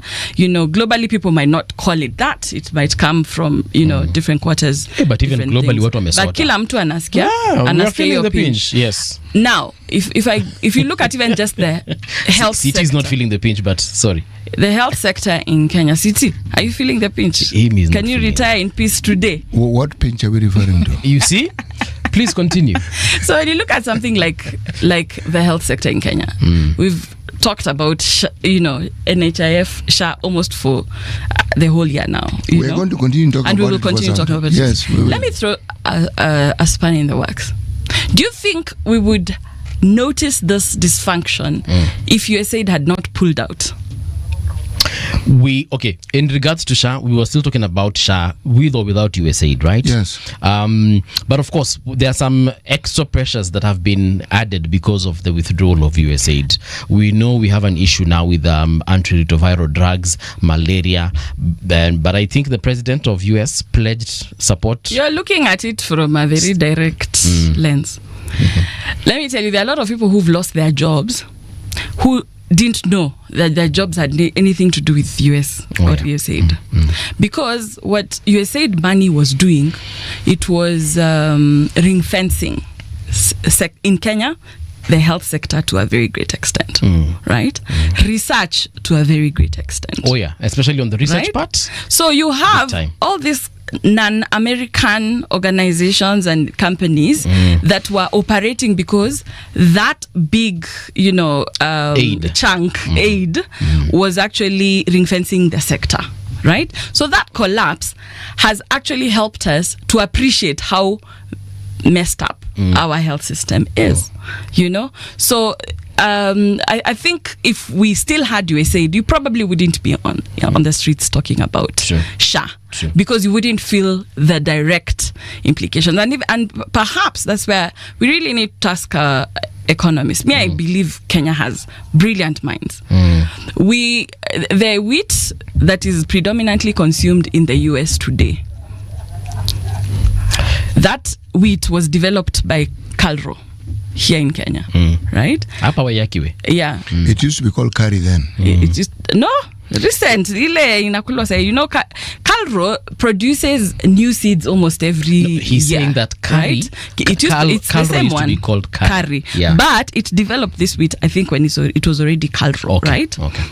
So when you actually look at it, we produce, a lot of research, useful research. We produce a lot of policies, but are they Kenya-centric? They can never be Kenya-centric if they're not bankrolled by Kenya. So if we are still here debating debating, when are we going to actually put money in our own development priorities? Because we have the money. We have money. You pay taxes. How fat, is the chunk that the government takes from your payroll? Every single thing you buy from the supermarket, you're paying tax every single day. So the question is whether we set our own priorities in terms of development. Okay. So I think when we're going back to what we are discussing today, the issue is, disappear people, have them, tortured and all that. But are you actually addressing the real issue? Let me ask you something, Neema. What is the real problem with democracy in Africa? Because it cannot be, I think we have 54 states on the continent, of course, including Madagascar. If we look at all these countries, we honestly cannot be saying that only a few of us have got everything right and the majority of us are in problems. If you look at the East African region, look at what is happening in Sudan right now, both Sudan and South Sudan. Look at Somalia, and we can go on and mention a couple of countries in this particular situation. What is the real problem? Is it leadership, or is it the citizens who are not holding leadership into account, or is it both? Okay, first movie. I want to just challenge you a bit. Me, I don't like to look at democracy in Africa from a Eurocentric or Western viewpoint. When you actually look at the challenge of democracy, it's globally, right? You have Donald Trump versus the people in America. You've literally looked at a whole month of a standoff. Someone mobilizing the military against his own people. So I wouldn't call it an African problem with democracy per se. I think there's a global issue, in the definition of what democracy is. And I think we get uncomfortable with democracy the moment it gives us what we didn't expect, right? Okay. So when Brexit happens through a democratic process, and you really did think people would go that way, then you sort of say, is there an issue here? Rumor has it that Brexit wasn't democratic, but yeah. No, it was very democratic. Trump wins two terms. That's democracy. It's given you that. It keeps producing that. But we of course there are factors that influence. And when you look at a neoliberal democracy, it's usually a conditional arrangement. You need to have free market, which means you're not going to give. In an ideal free market, you're not going to give Kenyan companies monopoly. They need to style up and compete globally, right? So you're not going to say we don't want Facebook in this country because we want Kenyan techs to develop their own social. And what is wrong with that? What is wrong with what? Protectionism. It's what it's called. Protectionism, yeah. What is wrong with us saying we don't want you here, we're going to develop our own, or we are going to take a position where we favor what it is that we produce locally as opposed to yours? Yes. So now it depends on who is we. That is renegotiating the terms of what we call the neoliberal democracy, yeah, and that's what we are experiencing. You're seeing even Trump leading that charge of protectionism. So that's a deviation from what. I don't know if Trump's is not protectionism, but anyway, go on. So you have something else. The free market. What would you call it? That's a president who even doesn't understand what it is he's doing. No, but what would you call I'm actually telling you what it is. Okay. Yes. I can't explain it in a phrase. Okay? Because when you have a president who talks about protecting American interests, all right? And he says, the actions I'm taking are to ensure that American interest comes first. So the first thing we're going to do, there are all these people who come around here, they're immigrants, illegal immigrants. They're not Americans. Otherwise, yes, these people are the problem. Get them out. Let's get them out. So all these fellows who pick fruits and vegetables in California are sent out, right? Now, what you forget is that these people, one, pay taxes, Two, they buy goods. And there are many, 20, 30 million. Out. So they support local economies. They do. Everything which is local, they participate in it. Yeah. You remove them, suddenly the local economy starts taking a battering because the income that these people had and which contributed to it is gone. All right? The people who are doing these jobs are doing jobs which Americans did not want to do. That is the reason why they're doing these jobs. So suddenly you have a situation where you are not making the economy better, and yet you're saying that's what you intended to do. You are making it worse. So the net result is that you have an economy that has a downward turn, not upward. People then start closing shop because the people who are buying it are not there, buying things from it are not there. Even if they don't close shop, they will stop stocking things in the quantities that they were stocking. The factories within the US that were creating these things will also reduce what it is that they were creating, and when they reduce what they were creating, what it will then mean is that the people who also work there will be laid off. So you end up achieving the complete and absolute opposite of what you initially intended. Yes, and the very people you claimed you're supporting are the people you'll harm the most. So how exactly do you describe such a person? But I get the point. Neema was driving the whole issue of protectionism. Yeah. So you see, 1 minute. Yeah, it's okay. Take another sip. In fact, take a swig. Yeah. Take a gulp. Yes. Yeah. So City is not wrong. He's actually describing what I was saying. There's a global move to renegotiate the terms of what we call and you know what's interesting is, this all started during Cold War. Communism, was sort of the ideology of the East, and then we had, the what we actually call the neoliberal democracy, which was, the ideology of the West, and then for the countries in, what people call the third world, so Latin America and parts of Asia were up for grabs. So Tanzania sort of was leaning towards, communism, and then there were repercussions of that. So that negotiation process, I think, is re-entering. What has happened?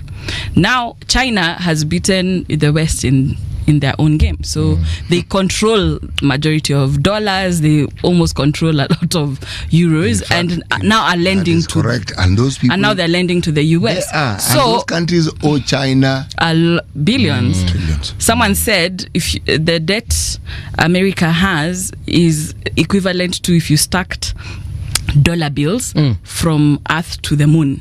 That's how much. That's quite a distance. And every day there's interest. Yes. Right? So when you actually look at it, there's a renegotiation of that world order. And what you're seeing is, like, now we have to choose between US and China. The moment, we have China negotiations with Kenya, you see a reaction from the West. The moment, the West imposes, some of those travel restrictions, you see Russia responding, you see... is this good for us as Kenya?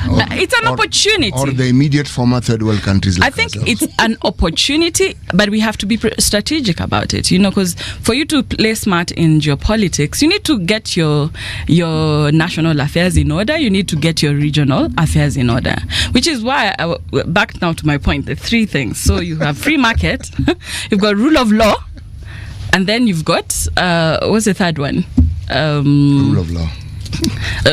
So the free market is supposed to also take care of services. So for instance, you shouldn't be complaining about to the government when you don't have access to health, affordable healthcare.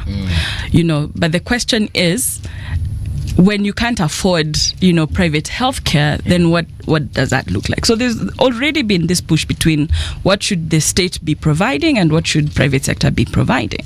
So the government is supposed to ideally create good policies, and an enabling environment for for fair business to operate, and the assumption is that when that is working correctly, you won't have a problem with employment, you won't have a problem with affordable services, because competition keeps the rates competitively. But has that been working for Africa? Has that been working for Kenya?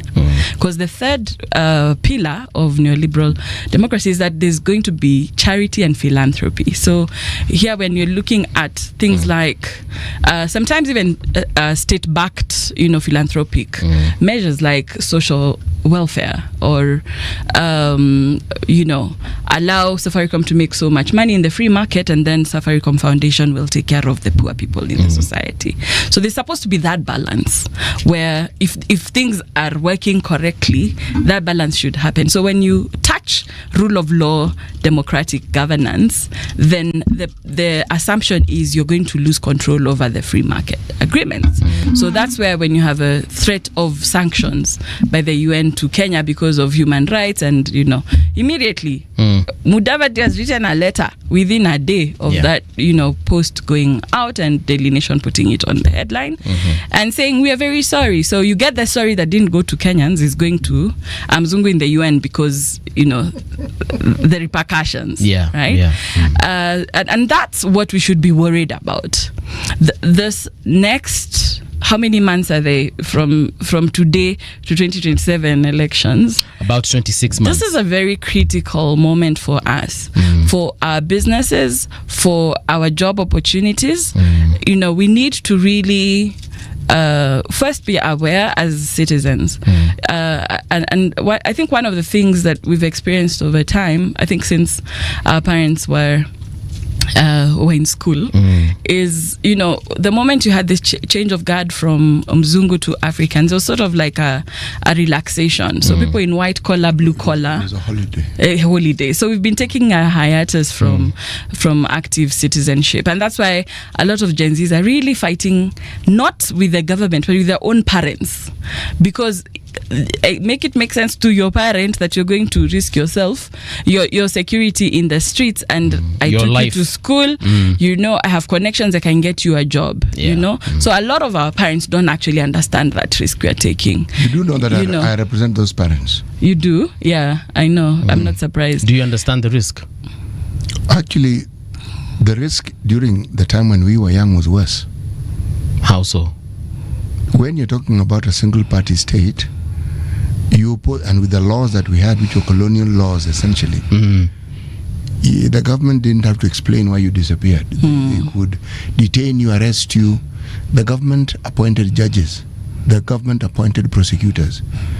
The government owned the police. So that was a genuine monopoly of violence. And by government, you mean the president? No, the president represents the government, but those are our laws. All the things that we're talking about here could happen to you, and you could make noise, but that was it. You might as well talk to yourself, because legally, where are you going to go with the matter, even if you take it to court? I'm simply saying that with every generation deals with issues that the youth of a previous generation didn't have to deal with. And so that fight never actually stops. The eternal vigilance that is spoken of with regards to democracy is a reality. Because even this generation that wants change, and why? Because they can see the disconnect between what is said and what is happening, and they feel the brunt directly, because they were promised long before any presidential campaign certain things, and they are a generation who are more vocal than the generations before them. And so when they feel they speak, my generation, we did not speak. It started with how we related to our parents. The generation of our children speak, and they tell you. It doesn't matter what you want to hear, but you will know. And if they don't vocalize it, they will write it, so you will read it. Now, the disconnect here is that we haven't gotten it yet. I think the disconnect is, I'll go back to relative deprivation theory. So when you're looking at grievance, the definition of grievance of Siti's generation is very different from the definition of grievance his kids have, right? And when you look at that depth, the relativity is young people will compare themselves to previous generations or to what the ideal, what they expected to be happening in their lives right now. And that's what is the blind spot for parents and for the state. They're like, and I like to give this example when Museveni looked at his Gen Zs and said, why are you saying you're going to protest and you have food? Kenyans don't have food. So I understand why Kenyan Gen Zs would go to the streets. Because in his mind, he's wondering, if you are eating, you really don't need to be complaining about governance. Okay. Everything else should Don't be you think okay. he has a point? No, he doesn't. What do you mean? He doesn't. Because people, Can you eat freedom? Every generation deserves at least the right to define the ideal life they want for themselves. So if food was the benchmark that brought Uganda to this level, don't you think their children deserve to raise the bar a little bit? And what is that bar? Okay, let's talk facts. What is this bar? So you are eating, and then after eating, this is the bar. What else are you supposed to have? But my friend, we need a lot of other things. What are you eating? And who is feeding you? Exactly. If you're eating, through food stamps by the government and all that, don't you deserve to determine? There's something called food sovereignty. So even within the food conversation itself. So what do you want to determine? This thing that you want to determine, what is it exactly? So are you asking me or are you I'm asking you. I'm asking. I'm asking both of you Gen Zs. Yes. Me, I'm not a Gen Z. I don't think Bugala is a Gen Z. We are millennials, but yeah. Okay, you Gen Z apologists. No, City. Hii historia ati just because umeshiba nyamaza, bro, kuna vitu zingine tunahitaji kwa maisha. See, you've introduced something which wasn't a discussion, the nyamaza bit. No, I'm not supporting the nyamaza bit. I'm simply saying, explain to me. What else we need other than food? Yes, that's what I'm asking. But I'm not saying keep quiet. We need healthcare. Okay. We need an income, because apart from food, I also need to do other things like clothe myself. Yes. I need to clothe my girlfriend or my wife or my wives. I need to ensure that my parents also have got whatever it is that they need at their home. If it's electricity, I need to take care of their also medical needs. There's so much other than just housing, eating. but also you just need so to essentially live. You need a job. I need a job, and also not just a job. I need to enjoy life, Bana. No, but a lot of people have jobs right now, and they're not even, you don't even call it enjoying, and they're still not surviving. Why? Yeah? So let's even look at your industry. Media is on its knees, right? The media industry, is on its knees. It's very bad. Yes. Why is it bad? It's because now your competition is Facebook, the same people we're just talking about, right? Facebook, TikTok, YouTube. So for you, when you're talking about now, what do young people, why are you complaining? What do you need other than food? You need even just the chance to survive in your own country in a competitive environment where you're competing now with and Americans and Chinese. Right? Are we there for saying that the government is the culprit who's preventing you from enjoying all these things that you want? I think yes, to a great extent. I mean, we're having an academic discussion. Yes. We're not blaming the Tanzanian government, the Ugandan government, or the Kenyan general, government. the Yes. state. Yes. The state, yes, bears the bulk of the responsibility. Why? Number one, you need to create an environment for your citizens to compete in this economy as it is. What do you need to give the citizenry so that they can compete? Where are companies shutting down? Have you seen the gazettement of companies that have shut down? Right? I like people who actually ask themselves questions which they have written for themselves, and it shows me the dexterity that you have. Your mental agility is excellent. Let me land.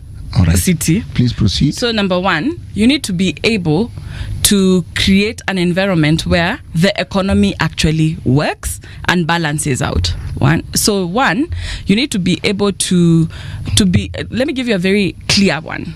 You need to be able to predict the cost of doing business in a country.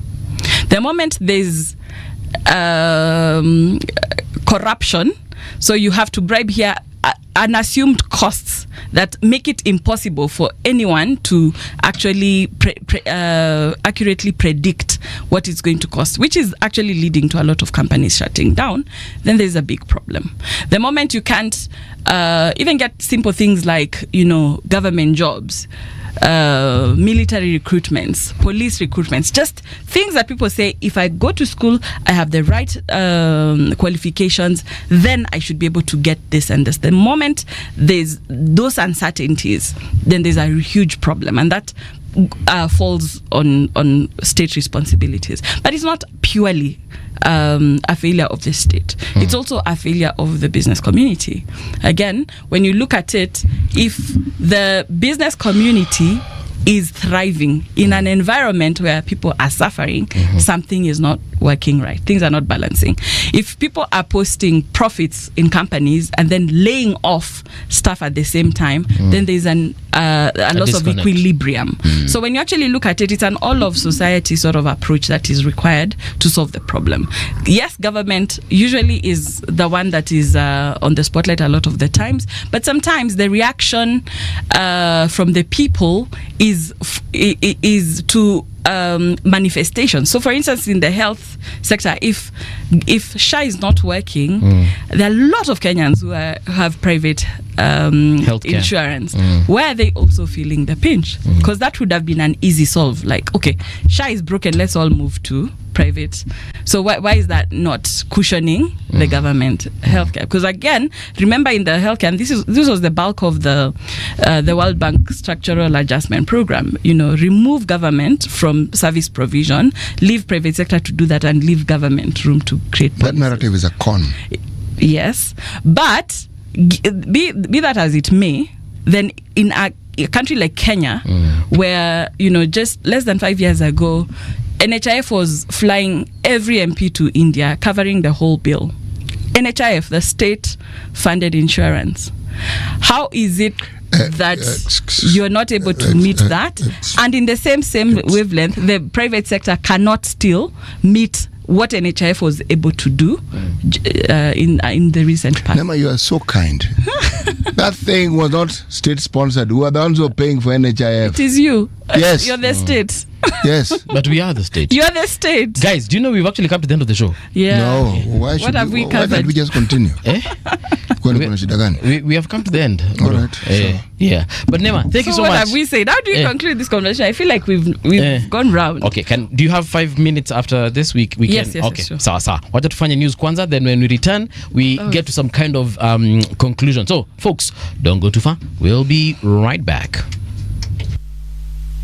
Radio generation, the sound is fine. Pump it up, turn it high all the time. Let the music move you, let's sway. Radio G's got your jam all day. Radio Generation, the home of urban soul.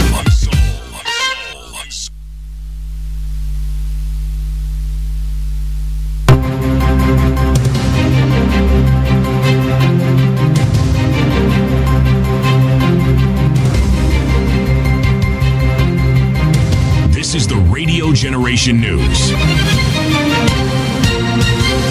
Good morning, I'm Winnie Maganga. A Catholic nun who had been held in connection with the death of a fellow sister at a children's home in Meru has been released and will now support the investigation as state witness. Sister Caroline Kanjiru was previously in police custody following the killing of Sister Anselemina Karimi, who managed Meru Children's Home in Kumbune near Meru town. Karimi, who was 65 years old, was found dead on October 12 inside her home, lying on her back with severe head injuries. A medical examination revealed that she had been struck with a heavy object, causing fatal brain bleeding. The government is prioritizing the involvement of women, youth, and marginalized groups as key players in green transition. Speaking at the opening of the Climate Action Summit, Environment Cabinet Secretary Deborah Baraza said the initiative aligns the national priorities with global commitments. She added that this will help accelerate the shift towards a sustainable, inclusive, and climate-resilient nation. The ministry has scaled up nature-based enterprises and green jobs, targeting the creation of 500,000 green opportunities by 2030, especially for women, youth, and persons with disability. The CS was keen to emphasize the need for African countries to Kenya's response has been deliberate and strategic, guided by the Climate Change Amendment Act 2023 and the National Climate Change Action Plan. We remain committed to advocating for climate finance reforms that prioritize adaptation and loss and damage. The government has recovered over 600 illegal firearms in Kerio Valley as part of efforts to enhance security in the region. During his tour of Marigat and Kabarnet in Baringo County on Tuesday, President William Ruto urged individuals in possession of illicit weapons to surrender them voluntarily to security agencies or risk facing the full force of the law. Na niliwaambia nikisimama hapa Kabarnet ya kwamba mambo ya majangili na bandits tutapambana na wao. And I want to promise you, hawa watu wa kuiba ng'ombe hapa na bunduki kidogo kidogo, hawa watu nitawasort out completely. Tayari wamerudisha bunduki 600 na bado kuna wengine wako na bunduki, na nimewapatia ilani, yani ile notice, warudishe bunduki mapema. On his part, Interior CS Kipchumba Murkomen added that more disarmament efforts will be conducted in the region. Kazi imefanyika, Your Excellency, kwa miezi 4, 5, 6 ambayo imepita ni kubwa sana, kiasi kwamba kwa Kerio Valley region yote hapa tumetoa bunduki 602 kwa mikono ya wananchi. Saa hizi imeshatokelezea. Kwa Baringo alone tumechukua bunduki 170, lakini bado, Your Excellency, hiyo ni bunduki kidogo. At least 33 Palestinians were killed in a series of Israeli airstrikes in Gaza, according to the territory's Hamas-run civil defense agency and hospital officials. Israel carried out the strikes in response to what it said violation of the US-brokered ceasefire agreement. Israeli Defense Minister Israel Katz accused Hamas of attacking Israeli soldiers in Gaza on Tuesday and breaching the terms on returning the bodies of deceased hostages. Hamas claimed it had no connection to the attack and insisted it was committed to the ceasefire deal. US President Donald Trump maintained nothing will jeopardize the ceasefire, but added that Israel should hit back if its soldiers were targeted. And that's the truth on Radio Generation. Good morning. I'm Winnie Maganga. The views and opinions expressed on this program are those of the guests and do not necessarily reflect the views of Radio Generation. Radio Generation assumes no responsibility or liability for the interviewee's views. This is Radio Generation. In the beginning, there was morning radio. But now there is Radio Generation's The People's Breakfast, curious and bold, getting facts from the shadows. That's what it is. Now, as the city wakes and secrets stir, a bright new voice shines. The People's Breakfast, your morning, your voice, your journey. Good morning. Good morning, my neighbor. Welcome to the home of hard truths and bold insights, Radio Generation. Welcome back. This is Radio Generation. My name is Mungana Mbuvi. City Muga is in studio. We also do have Neema Mutemi in studio with us. Sorry. Nimenyongwa sijui na nini imeingia kwa koo. Yeah, but Neema, welcome back. We were just talking about Mazee, take a sip. I think I actually need to, and this is empty. I need to refill. But yes, we were talking about, and we didn't conclude actually in the previous hour. We're just talking about more or less democracy in Africa, and we've said so much, but perhaps we need now to have a specific direction that we're heading to in regards to how we need to come to a conclusion as to how indeed we need to drive our continent forward. I was reading a story here right now on our website about 35 Ugandan activists who've accused Kenya of illegal arrests and secret transfer to Kampala. So apparently we have arrested Ugandans here in Kenya, and we've taken them back to their country for God knows what purpose. Yet we have two of our very own, that is Nicholas Oyoo and Bob Njagi, missing in that very country. Do you think that's some kind of like prisoner exchange? No, it's not. I don't think so. But I'm very glad those Ugandans have sued. I think Kenyans have never realized how strong of a constitution we have. If you read our penal code and you go to the definition of kidnap, forget about East Africans. There's no foreigner. There's no foreigner who entered Kenya legally that is supposed to be taken out of Kenya without their consent or illegally. Any foreigner who is kidnapped from Kenya can actually sue in Kenyan courts. So I'm actually glad. Kizza Besigye also had, and I think there's a case, Kizza Besigye, the way he was removed, even if you're being returned to your own country of origin, if you're removed out without your consent, forcefully, without your consent or your next of kin approving, that's actually illegal according to Kenyan law. So that's what they're activating, those 35. And those are the 35 Ugandans who were arrested in Kisumu and taken back to UG under unclear circumstances, right? I want to read for you the first sentence of your passport. If you have, this is my Kenyan issued East African passport. The first, and actually it's just one sentence. This is to request and require, in the name of the President of the Republic of Kenya, all those whom it may concern, to allow the bearer to pass freely without let or hindrance, and to afford the bearer such assistance and protection as may be necessary. You can be sure the East African passport in Tanzania, in Uganda, in Burundi reads the same. They just change the name of the president, in the name of the President of Republic of whatever the country Uganda, it is, Tanzania, right? Rwanda. So the first violation in the illegal detention of Nicholas and Bob is to the President of Kenya. So the first person we should be hearing about this disappearance, kidnap, detention, possibly torture, should be the President of Kenya, because it is our sovereignty being challenged by the East African an East African community member. So I really feel like every Kenyan should wake up. This government, its primary policy for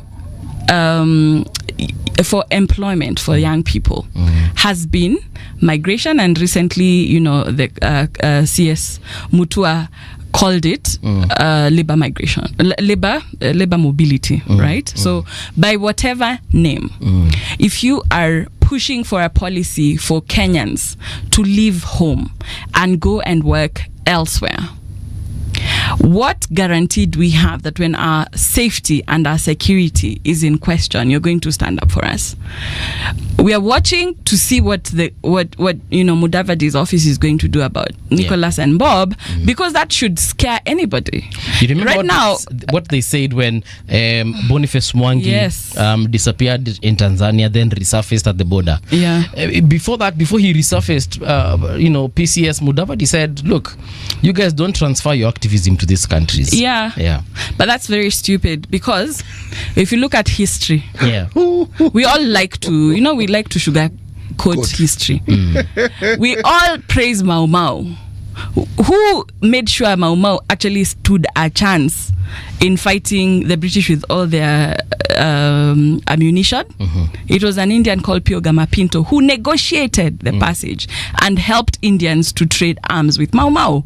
So we have had a history. The formation of the Republic of Kenya was not without Pan-Africanists, So we fought together as East Africans. Raila just died. How many times has Tundu Lissu been here campaigning for Raila? Kizza Besigye. These people, Raila has been campaigning in Uganda. Museveni has had how many people going to campaign for him in Uganda? So please, just give us a break on this. Whether it is activism, whether it is business, we all deserve the protection of our country when we're away from home. And if not, then please take back the East African passports and go back to issuing as Kenyan passports so that we can know that and start issuing what are they called, those safety travel advisories, yes, to Uganda, and tell us that there's no free mobility, because that's the hoax we're being sold.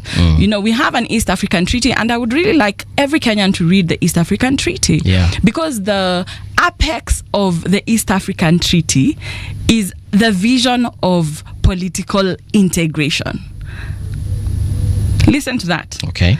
In the treaty, it says that when the East African community is complete, is when you have all these countries under the community under one political ideology and under one political system.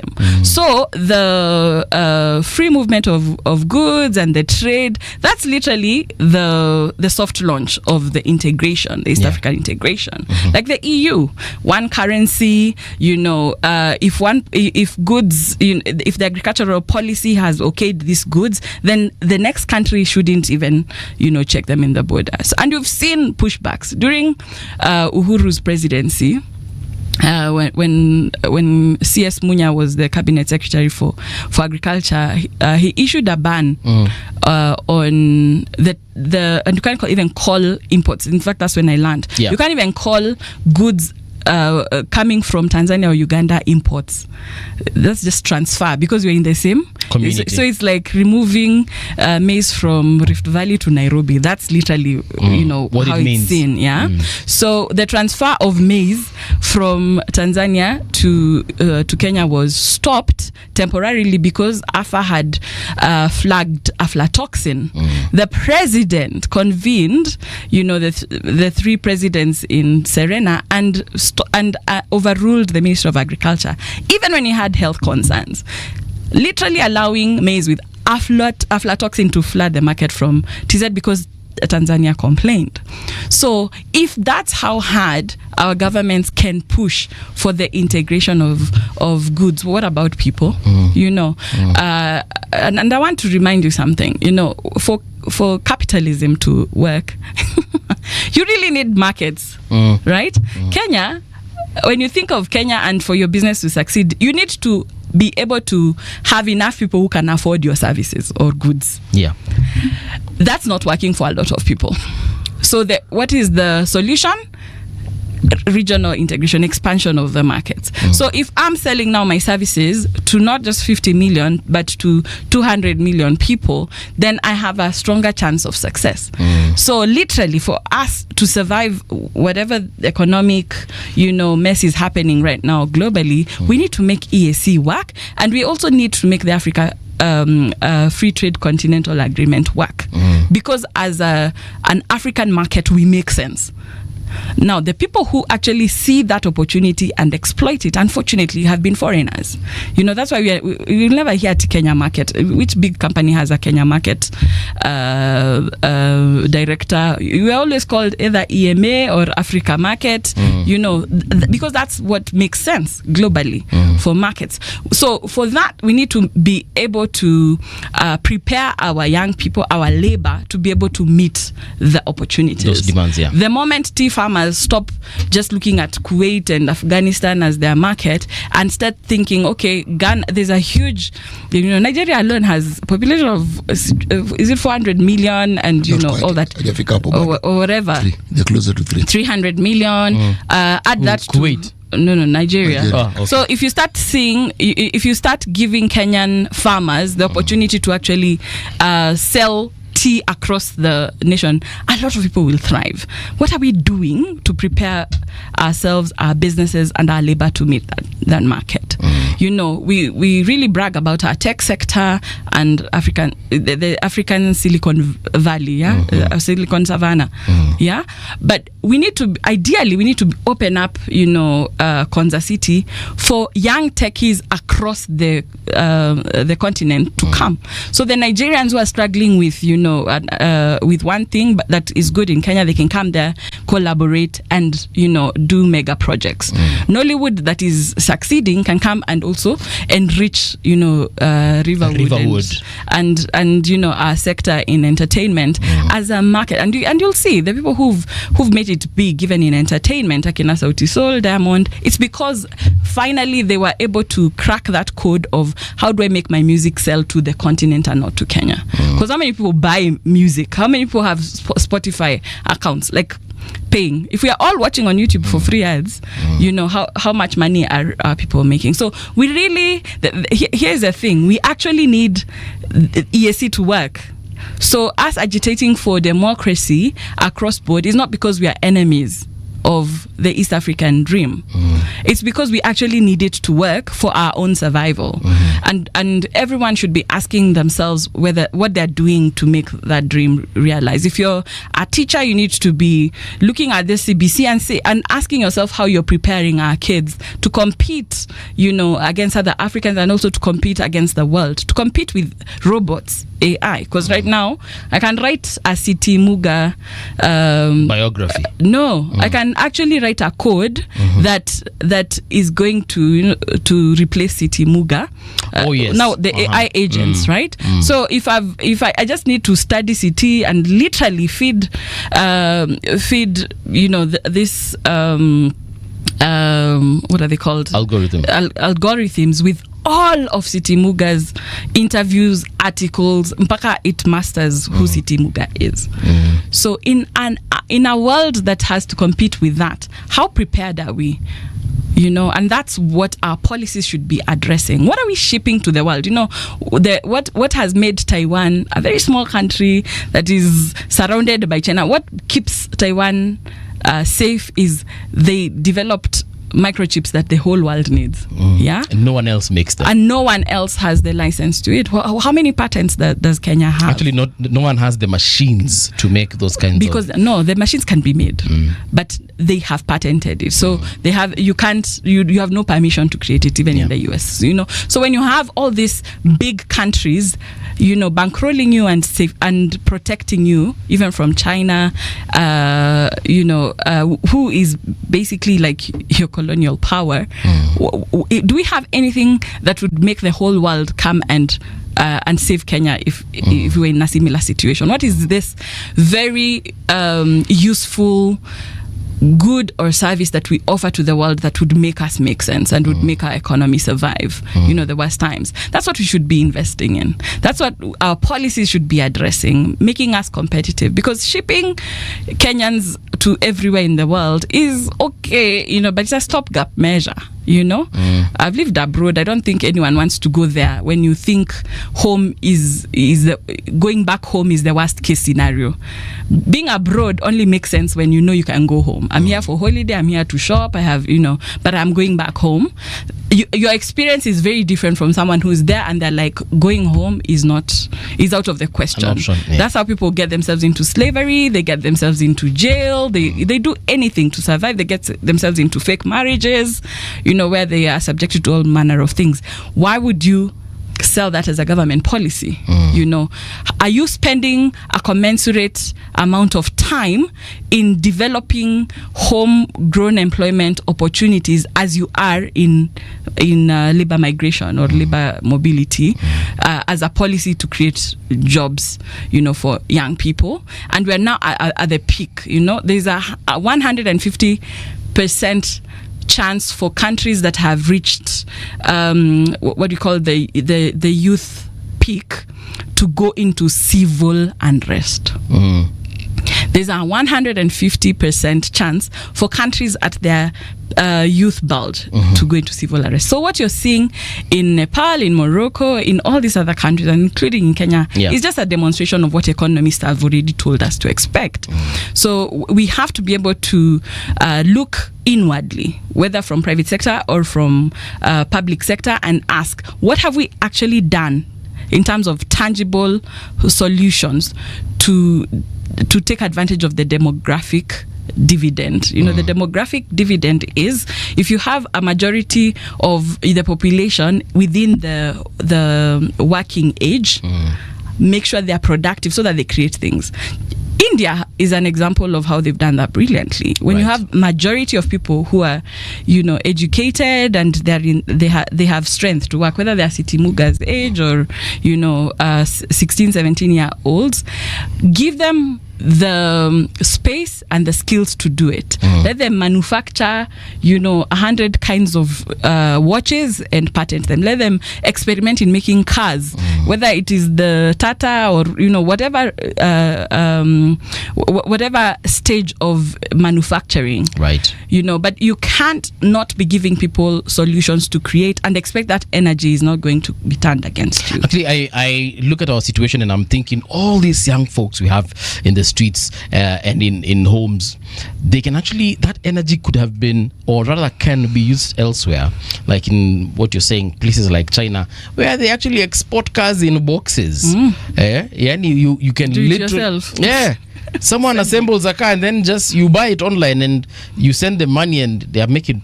Anyway, I don't know what it will take for us to get there. But getting back to this Ugandan situation where some Kenyans are missing. Yeah. And we mentioned, we said that the Prime Cabinet Secretary perhaps is not doing enough. And they've been missing. He's not done anything. Have you seen a statement from the Ministry of Foreign Affairs? In fact, yesterday, two young men were arrested at the Ministry of Foreign Affairs who are protesting, asking the ministry, what have you actually done? Yeah. We've not seen a letter.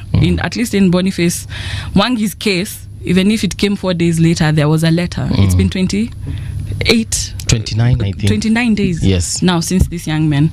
So even if you want to agree with the Ugandan military that these people are not in government custody, the Ugandan court, which called the military a stone, like it's like you cannot squeeze blood from a stone. That same ruling says that these people, the court has declared these people officially missing. What has the ministry done to trace the people who are the Kenyans who are officially missing in Uganda? Right. So I think there's a lot, and this it's these little things that send dangerous signals, And in the geopolitical world we are living in, any Kenyan abroad can find themselves in that situation. Right now, even a decision. Not necessarily. These two individuals they belong to that broad category of freedom fighters. It's what I call them. Okay, people who have a stand on an issue, they are vocal on it, and they're recognized as such in our own country. The interpretation of that in this country is not the same interpretation as it is in Uganda. So much as Musalia Mudavadi said something that you described rather colorfully, the point is this: if indeed they went to Uganda, they must be somewhere in Uganda. Not necessarily. I actually think it is possible that they're not in Uganda. When Sam Mugumya, and I had the privilege of attending his book launch, when Sam Mugumya was speaking during his book launch, he said that he was arrested by the Ugandan forces, but most of his prison years were served in DRC. That's why I'm saying it's really important that we understand what we are. DRC and Uganda have an understanding where there's there's a penal system that allows them to transfer individuals from their country to DRC. It is against the EAC principle. Whatever it is, it's not legal. Whatever that arrangement is, it's just as obnoxious as Kenya allowing people to be captured. But this one we're just speculating. No, but I'm saying, we don't know where they are. If the Ugandan forces say they are not in Uganda, there could be some truth to it, right? The question is, where are they and how did they get there? And can you really absolve the Ugandan? What are they going to do in Uganda? They were campaigning for Bobi Wine. They could be there even just to study, because it's not illegal to have political ambitions in this country. If you have an opportunity to be in close proximity to Bobi Wine, whether as an artist or as a presidential candidate, why wouldn't you take it as a young person? If I'm not asking you to pay for my trip to Uganda, we need to actually stop diminishing or victim shaming. It's it doesn't not matter victim what shaming. they were It is doing. understanding what you're getting yourself into fully. Walikuwa wameenda kule to stand with Bobi Wine. It could be. They had gone there because listen, that is still not factual. Bado walikuwa wamevaa kofia zao za za Kenya. They were not actually even dressed in Bobi Wine, regalia. And I think the factual information we have is that they had an appointment with Bobi Wine after. So they attended the rally so that they can meet him after. And that's where they disappeared. In fact, they disappeared on the way to that lunch meeting with Bobi Wine. Oh, so they already got to the rally? Yeah, we can't use, broad strokes to say, they knew what they were getting themselves into. No. Or whatever. Because I've seen that on social But media. Lema, I don't read social media, so I don't know what social media. No, I don't. So I don't know what they say. I'm merely asking the question in all sincerity. Okay? If I know that there is a country that neighbors us, and the way they handle people who have opinions that differ from that which is stated by the government, and I have observed how their government treats their people.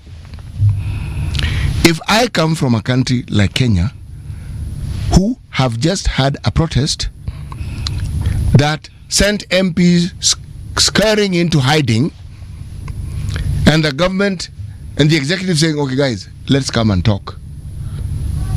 You represent that particular pocket of individuals within your country.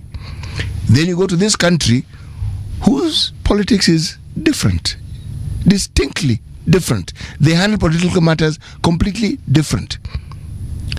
This is a leader who got into power with the gun. They democratized things over time and they became civilian. It's a completely different political dispensation. City, please let me allow you. You can also think of it this way. This is a country that offered safe refuge to the sitting president of that country. So you could also assume you were safe because of that as a Kenyan. So I think there are many ways to look at it. No. But no, seriously. If you're a political animal, and you're not aware of the political environments that you find yourself in, surely you are a politician. But you still are a Kenyan citizen who has rights, and the government should still be looking to bring those you rights. I agree safely. with you fully. The government should we can deal with you later in terms of your security protocol, heaven and earth, and preparation to find these people. I agree with you. Now we are together. But this question has to be asked. We could start asking that question. No, I have to ask it because we would not be having an honest conversation if we don't ask these questions. Yeah, sure. All right? Sure. Bob Njagi was jailed here.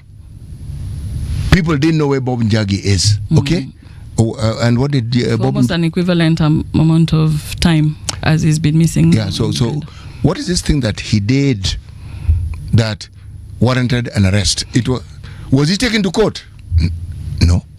And I think that's actually a very good question, because I need you to read what Mudavadi said when I only read what was in The Nation, on I think Citizen.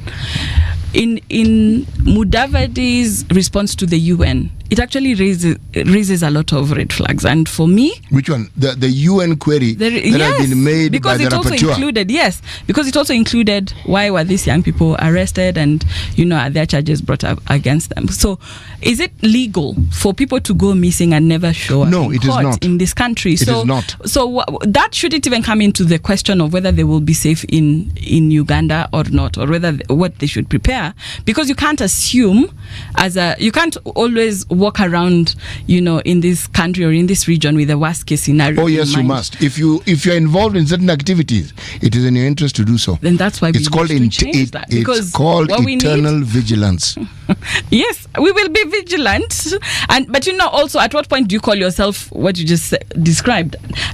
Would you consider me an activist? because I don't. You are a prime activist. I'm not. And a very noisy one at that. Yes. I'm actually a businesswoman. I'm an entrepreneur, you know. Look. But that doesn't separate my me from my civic duty. I was a student leader, so I'm not going to shut off the part of the myself things that I'm advocates calling you for, are not for negative. students, right? I understand, They but are not negative. It's not even. I'm not even interpreting it as a negative branding. Yes.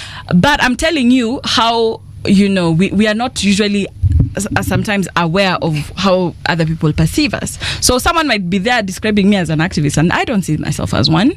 I run, you know, businesses. I run a foundation. I do work. I'm actually an expert on, you know, how do you help young people to develop into active, you know, positively contributing individuals, right? So I see things from that lens of always being an advocate for young people. I advocate for agricultural policies to allow young people into the agricultural, you know, value chains and all that. So sometimes we make assumptions of what counts for political, you know, activism and what doesn't, that might open us into, you know, additional layers of insecurity.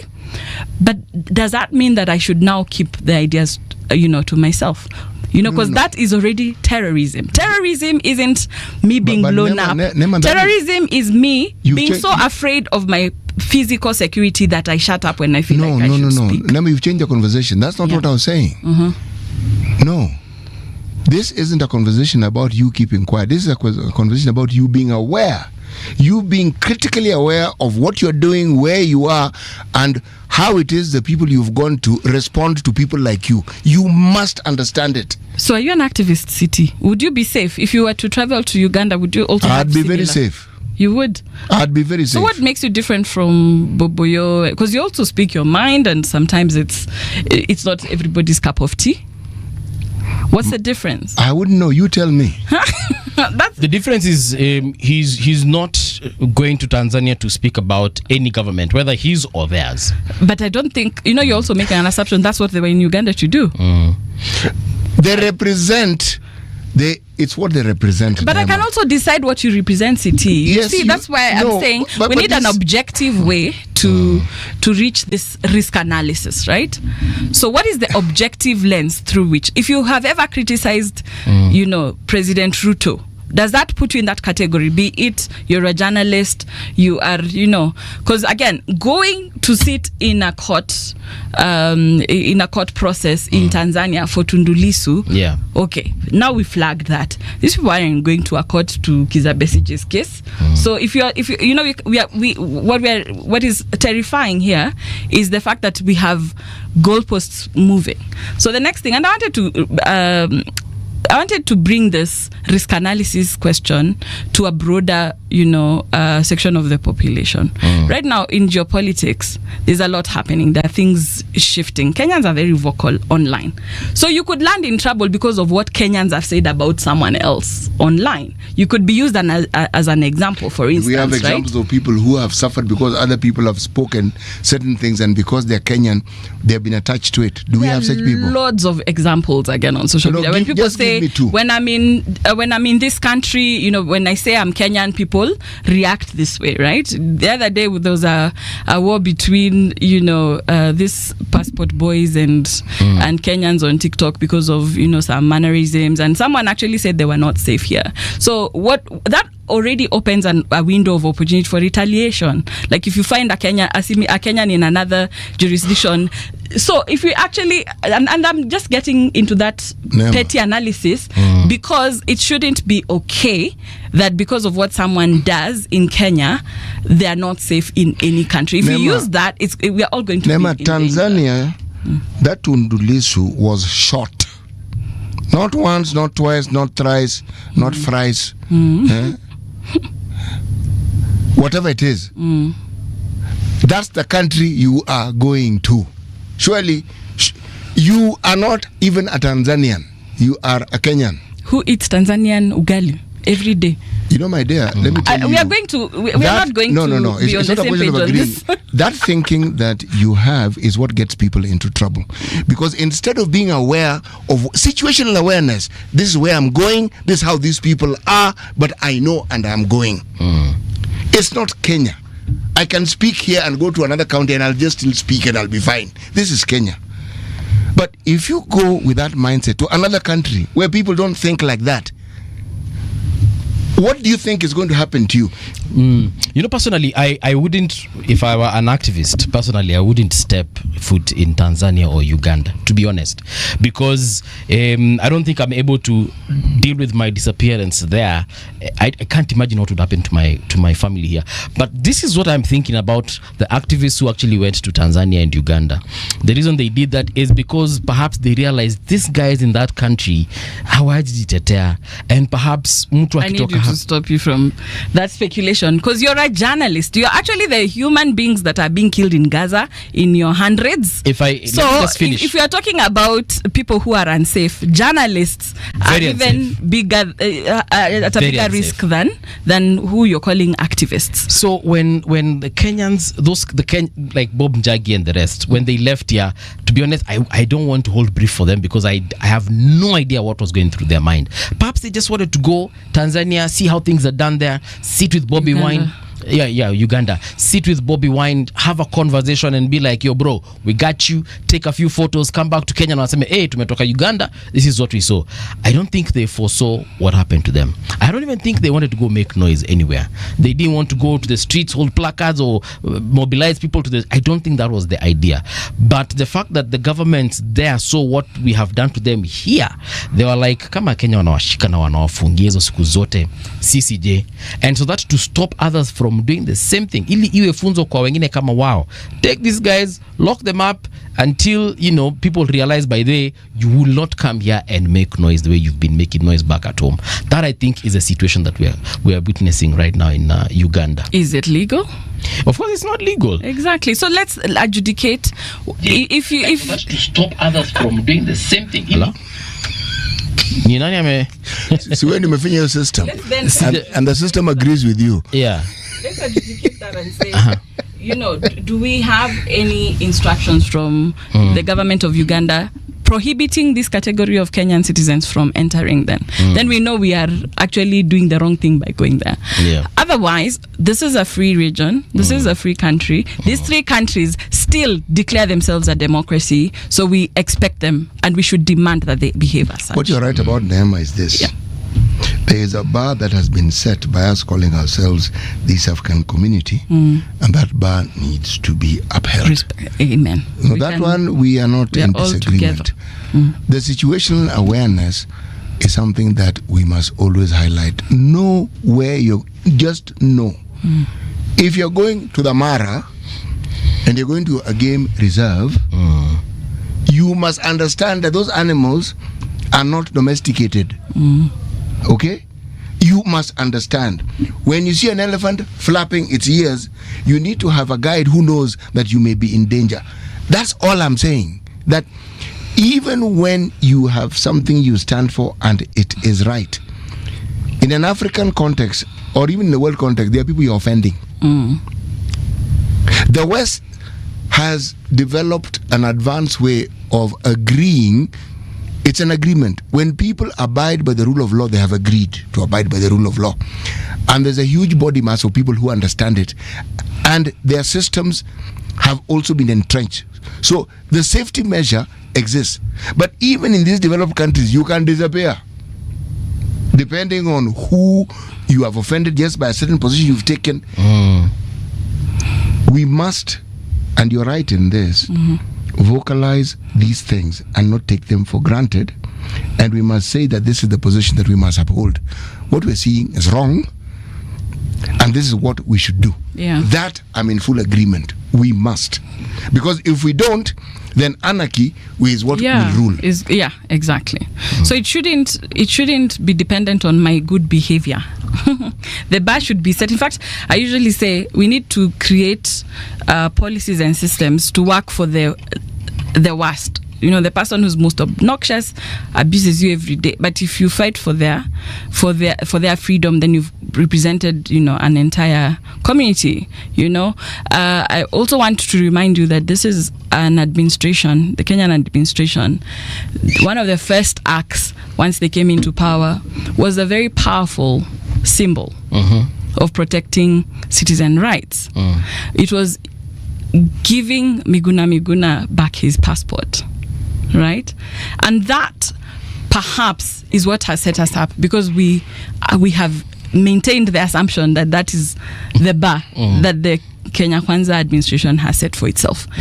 That if you are willing to admit the shortfalls of the previous administration in terms of protecting, what it means to be a Kenyan. It needs, when I carry this passport around, what does it really mean? So if Miguna is protected, then every Kenyan can assume that this actually means something, and the government is going to uphold the dignity that comes with being a Kenyan citizen. So if we can just carry that assumption, not for the people we like, not for the people we agree with ideologically, but for everyone, then we're going to have a better country. Okay. Something happened when you mentioned Miguna. There was an executive that decided to disregard court rulings. The court had spoken. Yeah. But they disregarded it. But that's not the only court order that they disregarded. They set in motion something really, really dangerous. Now, this government has seen it fit to follow in some of those footsteps again. You see, and I sometimes think, do these leaders understand what they're setting in motion?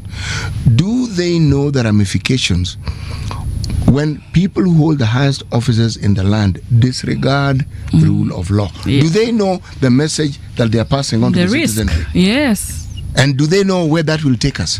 It's a very fair Because it's like you've given license for everybody in their own little pocket to disregard the law. Whether it is street lights, whether it's peeing by the roadside, whatever it is that you're not supposed to do, you suddenly have license. And the problem with that is that we then want to talk about how we want to end corruption, and yet you've given license. How? Even gangs, the safety. Where do you think Haiti reached where it is, overnight?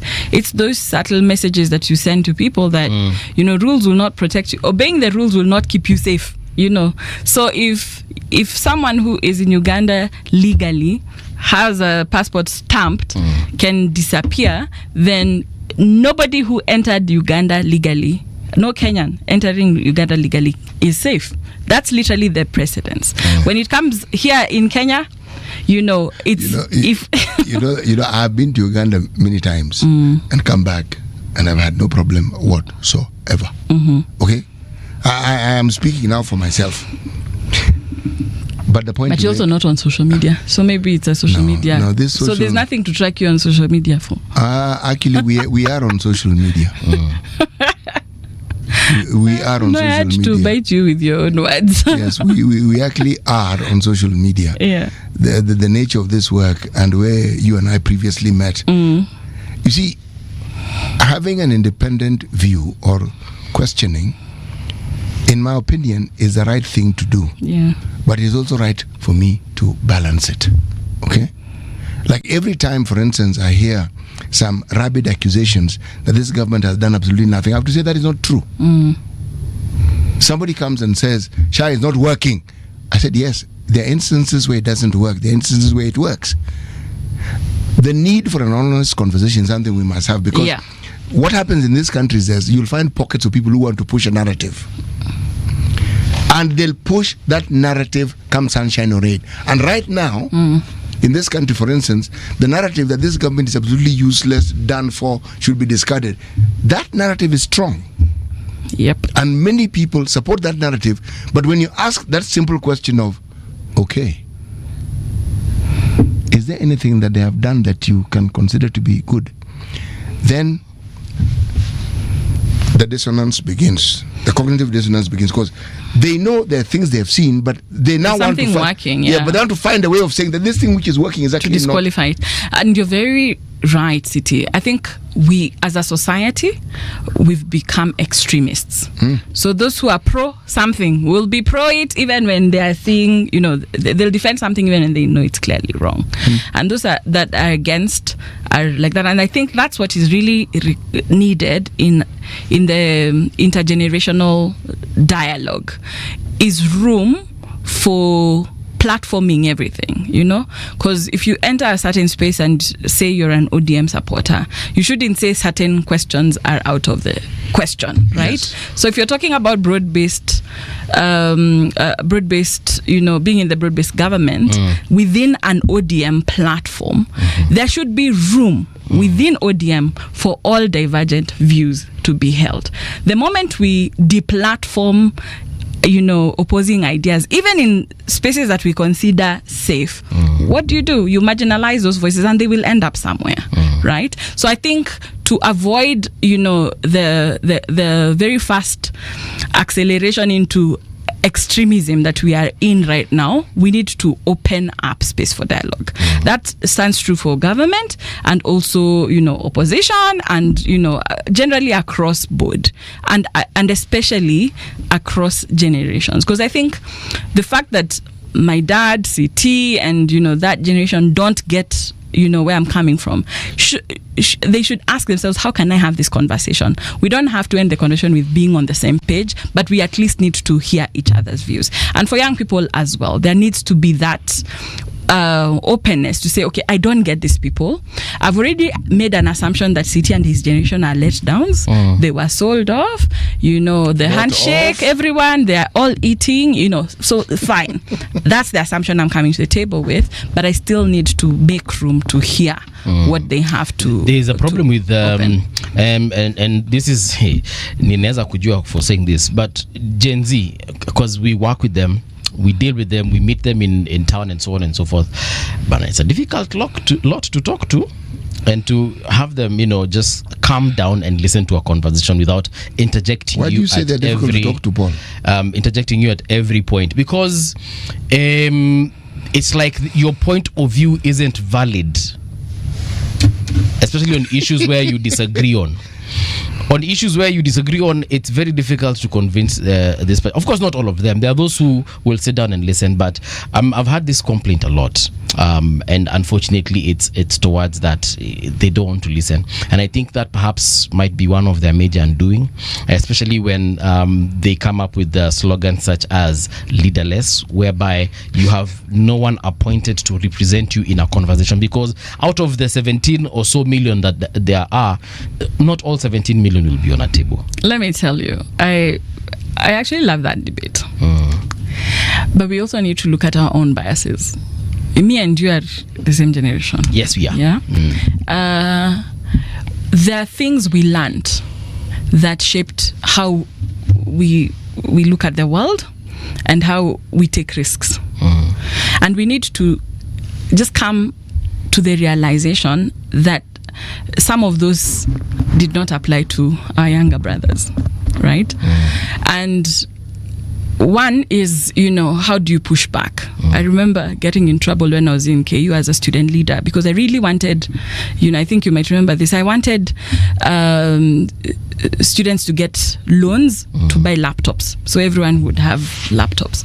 And the administration had just built this huge computer lab and they'd gotten some loan to stock it, and the justification they used is that students can't afford laptops. So here I am. Actually, I registered my first PIN number, Carrie, the only PIN number I have in that computer lab. Yes. Yeah. So I found myself in trouble, and I was literally a dean was sent to tell me, "Hey, Nema, you can disappear from the database of KU."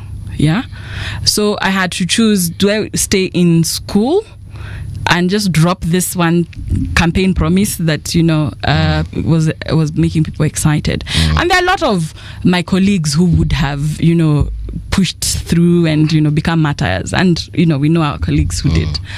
And there, when I look at it from, if that happened and I was a Gen Z, what would Gen Z do?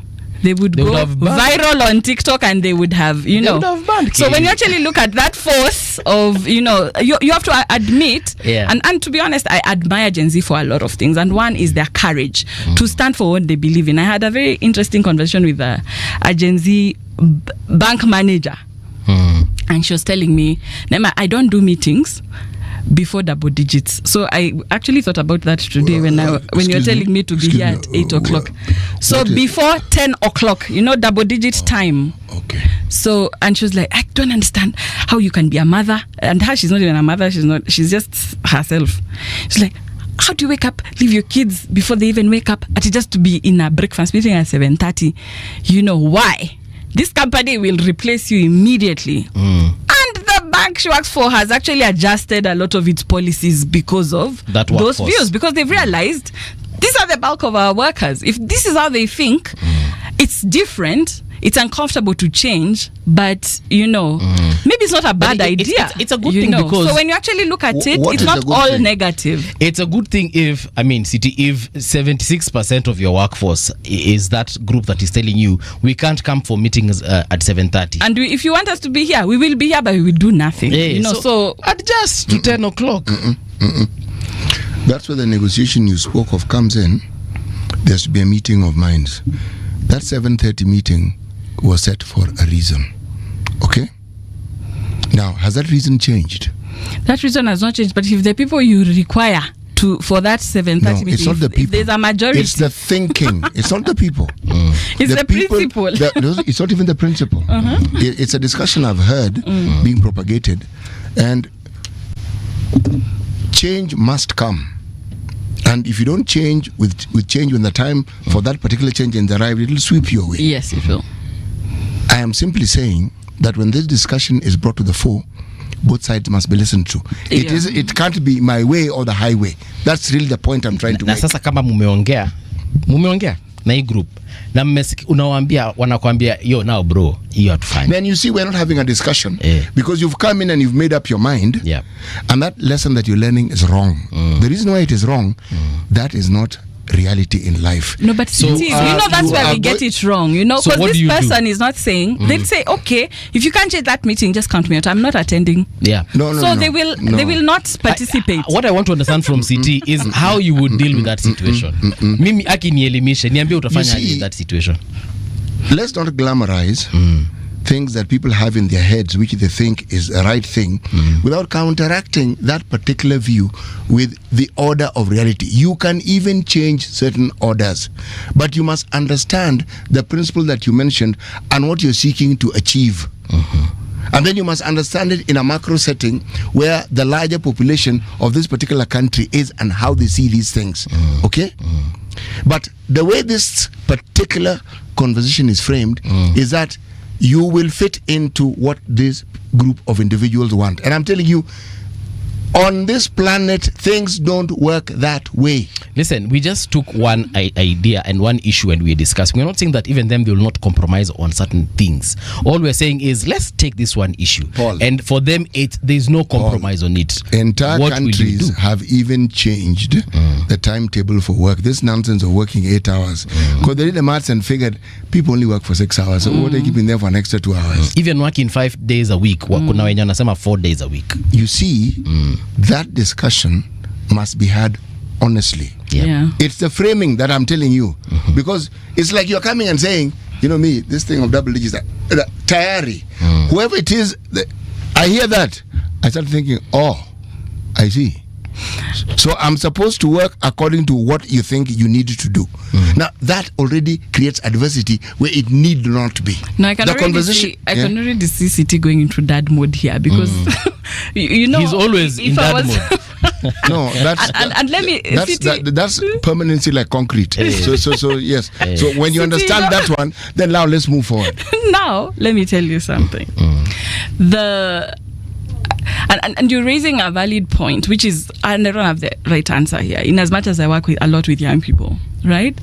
So the thing is that you're talking about how it is presented. Like, yeah, it's a valid point, but when you umeleta your point, you know, I'm already Hiyo ndio shida. you know, and that really is a lot of Where what they- is where they that's gongana. where we gongana a lot, Yeah. you know.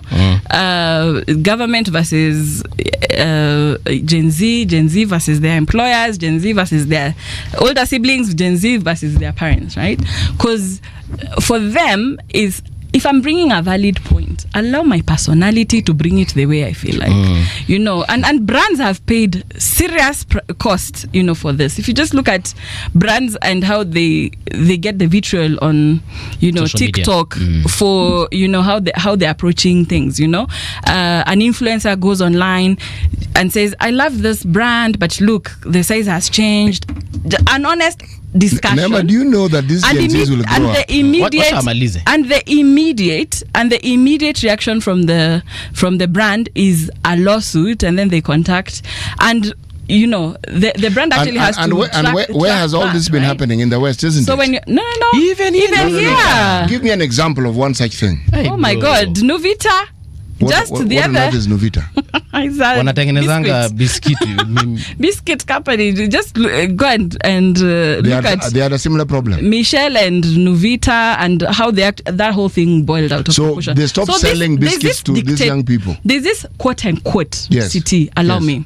There's this dictatorial, you know, approach to parenthood and governance. Like, since we are the adults and we've said this, it worked with Mbuvi and I, you know, where even if I don't agree You've with... actually missed my point completely. Wait, 1 minute. And I said it's a actually have perceived... two, but yeah. Yeah, it's a perceived dictatorial approach, yeah? Where if I see don't that agree... approach of the Gen Z as being dictatorial. Yes. Which is fair. If you're already in a position of authority, and then you set the rule and say, it's this has to happen, you don't need to understand it, but you must toe the line. For what my generation would do, if you need the money, if you know, like if your life depends on it, you toe the line. If your life does not depend on it, you hide and do what you really wanted to do, but just keep off the lane. But what this generation is not afraid of is conflict and confrontation. What we were running away from, they don't. Yeah. And they will bring it and keep bringing it, and they won't get tired. And they'll you're even now fueling the fire, because they'll go say it even worked for this one. They will bring a whole army to stay. So even when this conflict of Duvita and Michelle ends, there are still others. There's a whole army that have refused to end that confrontation. You clearly adore this group of individuals. I don't. I have No, to. no, City, I don't you have to necessarily recognize what- adore them, but It's you have not to a question realize. no, please. It is not. You don't actually live here. Just so that you understand. And I have actually watched these changes, and I study human behavior. Okay? What I'm trying to say is not this. I'm trying to say that there are always generational changes that can bring conflict, and those conflicts can be avoided. Okay? You think my generation didn't have those problems when we were young? Of course we did.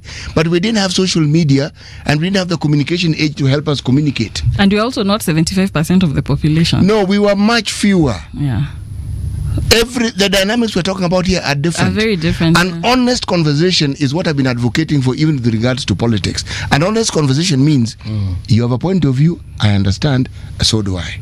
But I think the problem is, even with that honest conversation, not confrontation. Conversation. Yes. If the majority still disagree with you, as our companies, as government, what are we going to do about it? Because that's where we are at. You don't need to agree. We're in a dictatorship. Yes, then let's accept, because like it or not, they're actually setting the rules of how the kind of lifestyles you're going to be living, the terms of engagement. I think that's the realization we need to wake up to. That has shifted.